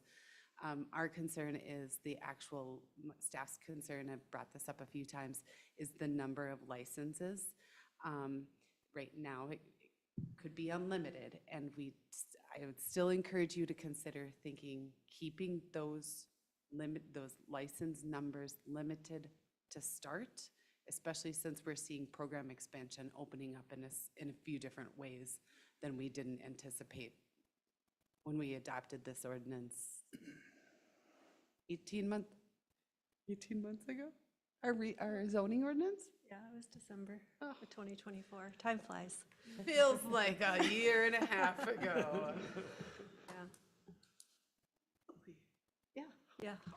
So I guess additionally, yeah, that's another thing that I'd like council to consider is, do we want to maintain this no cap on our registrations? State statute does require that if the city were to put a cap on registration, we have to have at least 1 license for every 12,500 residents. So that would mean that the city would have to have at least 2 registrations or licenses available. And we could cap it at a higher number than that, but we would have to have at least 2 licenses available, or registrations available. We currently have that, correct? We're at 2 right now. No licenses have been issued. 2 interim use permits have been issued. Correct. And we have a third application, right, so that Correct. you can't rescind any action you took tonight, that those folks would have the right to have that interim use permit reviewed. Is that fair to say? I think it's probably fair to say that even if we had a license were capped, we could still potentially consider interim use permits, knowing a license could go away. But you can address that, Amanda. Yeah, so a couple, and I know we keep using the word license, but technically what we're doing is registering, because the state does the license, we do the registration. We're going to constantly call it license because it feels weird to say registration. So we can limit our number of registrations. Julian is correct, a minimum of 2 given our current population. That doesn't have anything to do with an interim use permit that we would be approving, although generally what we are recommending for conditions of the interim use permit is that they have a valid registration and a valid license with the Office of Cannabis Management. So it's sort of a useless interim use permit because they wouldn't be meeting the conditions under their permit to be operating. One other note is if the council wanted to direct staff to change our ordinance to limit the number of registrations just for example, to 2 or 3, we would need to check with the county because my understanding is they do not care about our caps. In other words, they won't honor our registration caps, and so then potentially we'd have to keep the registration process here because they're not going to make sure that they've only issued 2 registrations to Forest Lake locations. That's what my understanding is, but I would defer to Jolene if she's heard differently. Yeah, I guess I haven't had that conversation with the county. I know Mark has had a very preliminary conversation with the county. And they advised that they could certainly work with us if that's something that the council decides they want to do, is to defer the registration or delegate that registration over to them. They do have some sample ordinances that they would be willing to provide to us, but that would be a further discussion. If council wants to look at that option that we could have with the county, and then bring that back to council. From a practicality perspective, what that basically means is those annual compliance checks are no longer our responsibility, right? So going in and making sure that they're selling, it removes a little bit of our ability to have, if you recall, when we were talking about this, the BAT line to the OCM, remember they have a designated line for your local authority. Well, that wouldn't be us anymore, that would be the county. So it limits some of our enforcement mechanisms, but as both Jolene and Abby have alluded to, really our enforcement mechanism is that IUP. From a practical perspective, it's not really reasonable to assume that we're going to be able to revoke somebody's registration or use the registration process as a response to a poorly performing or illegally, acting or whatever, but badly performing business. The best mechanism is going to be our IUP.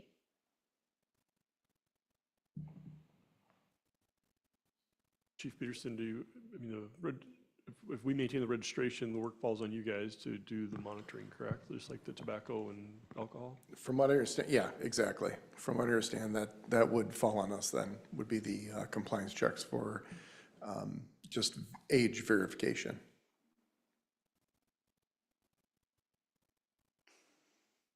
I guess, does staff have a strong opinion about whether or not we maintain the registration? We don't, just based on the changes at the state level, we thought it was important to make sure that council was aware of those in case you wanted to pivot and delegate this over to the county. Sure, yeah. Well, it was From an definitely administration standpoint, right now, I can, honestly say that it's going to be a lot, especially with the change that we are also going to be now required to register these low potency hemp edible locations. That adds, I would say it probably quadruples, if not more, the responsibility placed upon administration to complete those registrations, but also the responsibility on our law enforcement teams to complete those compliance checks. Jolene, if we did have the county monitor this, other than some of the staff obligations, obviously our police obligations, is there any monetary disadvantage to the city not to do this? I mean, you mentioned some of those registration fees and things would go to the county. Correct. In terms of dollars and cents, So our current ordinance allows for a $500 registration fee for an initial registration for adult use cannabis. And then renewal after the first year is up to $1,000 per location. So potentially that's $3,000 a year. The state has limited the registration fees that the city or a local unit of government can apply for for low potency hemp edibles to $125 per location. So I think when you take into consideration the administrative time that it's going to take to process these registrations for the low potency hemp edibles, in addition to the resources from our law enforcement folks to complete these compliance checks, that might be a little bit of a consideration that council wants to take, because $125 doesn't go very far. Yeah, and that was why I asked. I would be more than in favor of taking the burden off of our local police and our staff to have the county deal with this. And I would also be more in favor of limiting the amount of registrations we allow in our city. I would agree. I guess I'd like clarity if that cap would be enforced by the county if we're going to hand the first off to the county. That'd be my concern. Might as well. But yeah, if we get clarity, I would agree with you, Kevin, if we get clarity that they'll honor our cap, then I would concur with what you're suggesting if the rest of council's in agreement. Agree with that. Yep, I agree. Just for staff's clarification, what number would you want to cap it at?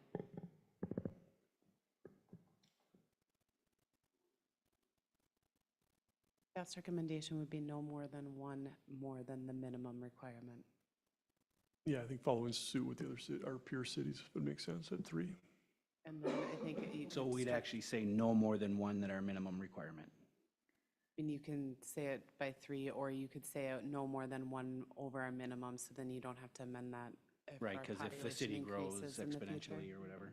Sense. So right now, based on our population, we'd be at 2. 2 is our minimum. Right. So one more, so. Be at 3, yep. I'm good. Three's a round number. Well, with that, any other comments, questions? It seems like we came to a decision. And I think, tonight's item is just on here for discussion, so staff will bring a little bit more information back, a little bit more clarity on some of how this logistically will work with the county taking on registration and that kind of thing, but, so we'll bring an actionable item for you, at the next meeting, or, upcoming meeting. Yeah, I'd just like to note that we are up against some timelines because OCM has declared that the city must begin registering low-potency hemp edibles after October 31st. So that's coming down the pike pretty quick here. So I would suspect that at our next meeting, we'll bring back some information about the cap for the county and if they would enforce that. And if so, we'll bring back a couple different options for council to consider with regard to the ordinance, whether that could be a repeal and a resolution to delegate that authority or an amendment to 746 to include those registration requirements and a cap if the county would not be enforcing that cap. Yeah, I think the goal would be if we can get a clear answer from the county because of our deadline of October 31st, based on council's instruction tonight, we would bring back an ordinance that puts everything to the county for registration and reduces the registrations to 3. That would be an ordinance for your consideration, hopefully at the October, is that 27th meeting, or conversely, if the county does not allow for caps, then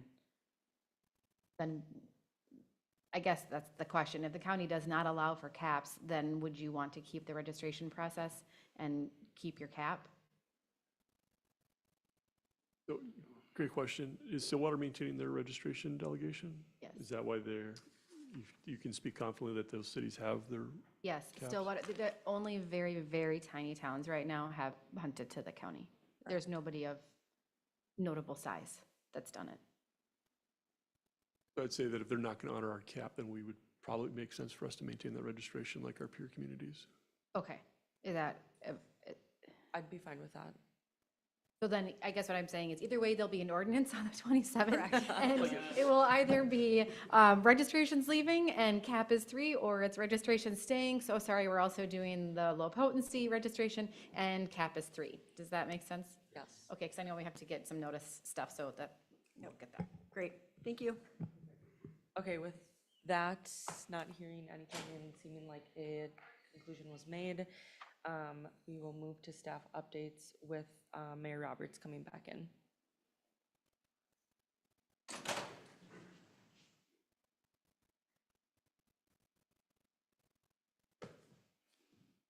Right, I guess we're at staff updates.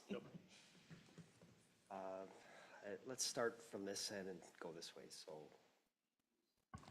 Yep, Captain Hanegraaff and myself have no updates for you, unless you have any questions for us. This last week, Forest Lake Fire presented fire prevention in the schools. We taught kindergarten through 2nd grade fire safety. We attended or taught at 6 different schools, almost just shy of 1,000 kids. On Saturday, we had our fire department open house. The weather was great. Attendance was adequate. On October 1st, we had 5 new firefighters that started, paid on call. They will start their classes right after the first year for EMR and Firefighter 1, Firefighter 2. And then on Thursday, October 7th, we took delivery of 2 new brush trucks and a utility truck. The 2 brush trucks replaced our 2001 and 2004 brush truck, and the utility truck replaced our 1995 utility truck, which was sold last year for a lot more than we purchased it for. That's all I have for updates. Thank you. Dave? Other than all the stuff I put in the weekly report for updates, one thing that happened in between now and then is the sanitary lining project started today. So you hear about people seeing steam flying in the air or, and that kind of stuff. They're starting in the southwest area and bouncing around, so they'll be doing that for the next 2 to 3 weeks, fixing clay pipe underneath the ground. But Abby? The city did receive notice that Forest Lakes, the city's Arts in the Park, has been nominated for a Forest Lake Area Chamber Gala Award. I think it's a community event, best community event, if I remember correctly. So just wanted to let you know that. That was on the weekly update as well. But share that with the public at our great every weeknight or every Tuesday night event in the summer is being recognized. So as a nominee. Quick update, you saw that we had quite a few hiring recommendations this evening. We're excited to be bringing these new staff on board. We're transitioning how we bring those recommendations forward, taking that responsibility off of the department heads once they've gone through the interview process, and putting that more in the administration, HR arena. So you'll be seeing more recommendations coming just from administration in the future for that, so that our department heads can focus on their wheelhouse in their departments and not have to worry about wearing an HR hat in addition to all their other duties that they're doing. So, no other updates. Brian? Mayor, City Council, a couple of road updates. North Shore Trail, final wear course, final lift of bituminous was placed. This week, the contractor is working on shouldering, touching up driveways, putting in signage, and then dynamic speed signs are planned to be installed next week. Highway 97, MnDOT is shooting for first part of November to open up the roadway to traffic. It's likely, though, there will be an all-way stop at Everton until the signal is completed, which they're thinking closer to Thanksgiving. The final lift or wear course for that project is planned to be installed on October 22nd, 6 a.m. to 7 p.m. They're going to put out controlled message board signs, giving the public a 7-day notice. Their communications team will work directly with the daycare and school buses to account for that road closure, so that way they can pave that final lift, and then those signs will go up this Wednesday. So you'll see some of that going up. Ellie, anything? On the October 20th workshop, we will be discussing the budget. So if anything comes up and you have any ideas or any questions or thoughts, please send them my way prior to that workshop, and we'll continue to discuss it until the Truth and Taxation meeting on December 9th. Amanda, anything? No updates. Mark, anything? A couple of updates here. Just a reminder that October 25th from 8 a.m. to 2 p.m. at the Invisible Wounds Project headquarters here in town, we will be hosting our council retreat that is open to the public. It's just essentially a council workshop. So if anyone from the community wants to attend, they're welcome to do that. And so staff has been preparing for that, and we've got a lot of good content for you. And I think we've got a good facilitator that's gonna have a nice discussion, so I'm excited for that. North Shore Trail being opened, I know that we have had some comments about people saying the speed is a an issue, and we anticipate that anytime you pave a road, people are gonna amp up the speed. And we did, Chief Peterson and I did talk about having some extra patrols out there just to make sure that people are aware that this is something, still, the speed limits are still gonna be posted here like they were before, and we wanna make sure that folks are adhering to those. And then we've been kind of back and forth, I know, in terms of reporting into you on when the class and comp study is gonna be shown to you. We do anticipate that with that workshop on the 20th, we will be also addressing or presenting the report from the consultant on the classification and compensation studies. So it'll be a busy workshop, and we're looking forward to it. Councilmember Miller. Yeah, it was a busy week.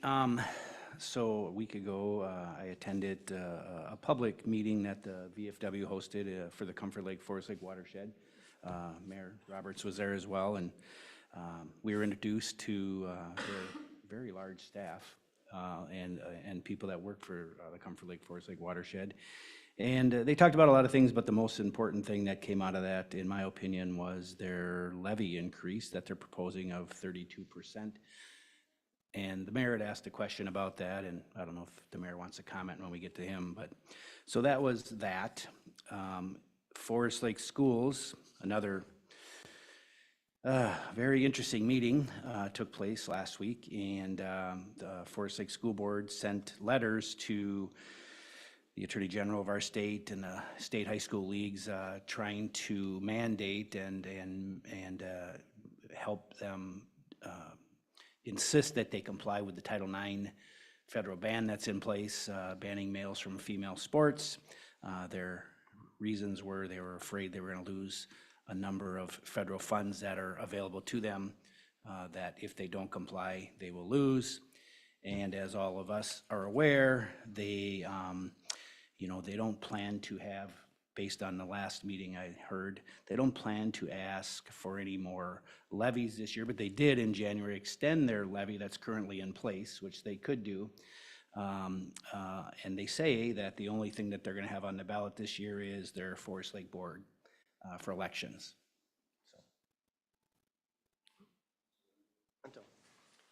Just that I attended the Belts Park grand opening and the commission picnic last week, and both events were well attended and fun, especially Belts Park. Looks great. Kids were loving it. It was a good day. And that's it. Councilmember Erickson. Yeah, I will say that Belts Park turned out fantastic. I drive by there every day, several times a day, and it's always busy, which is really fun to see. But beyond that, no additional updates tonight. Member Larson. Just a quick note on the 9th, Thursday the 9th, we held a thank you barbecue for all our commissioners from the councils and the mayor here, held at Lakeside Park. It was attended well. It was our first annual.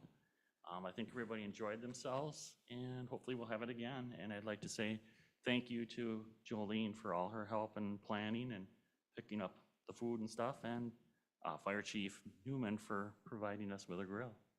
Thank you.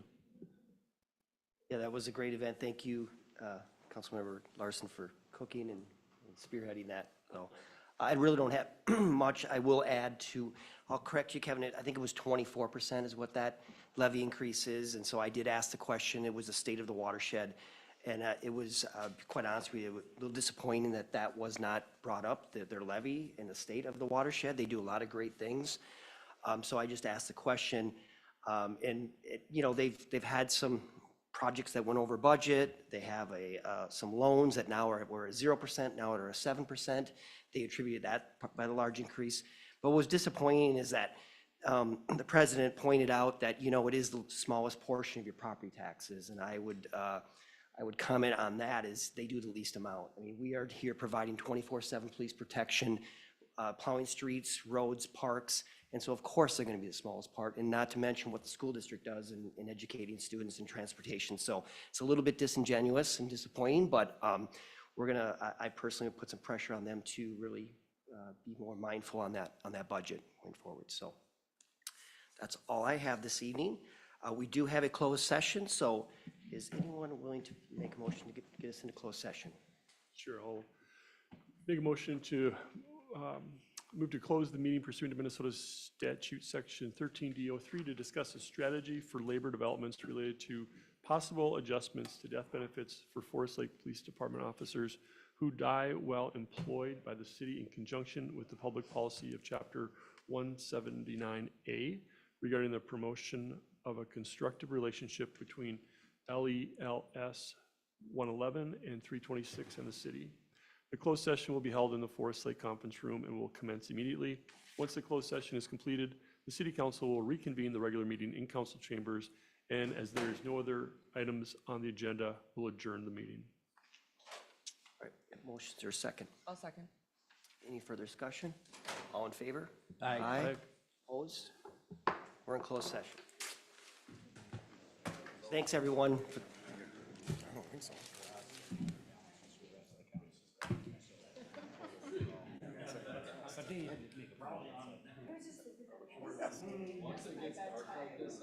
My phone notified me 30 minutes ago that it was time to start winding down. I was like, you ain't wrong. It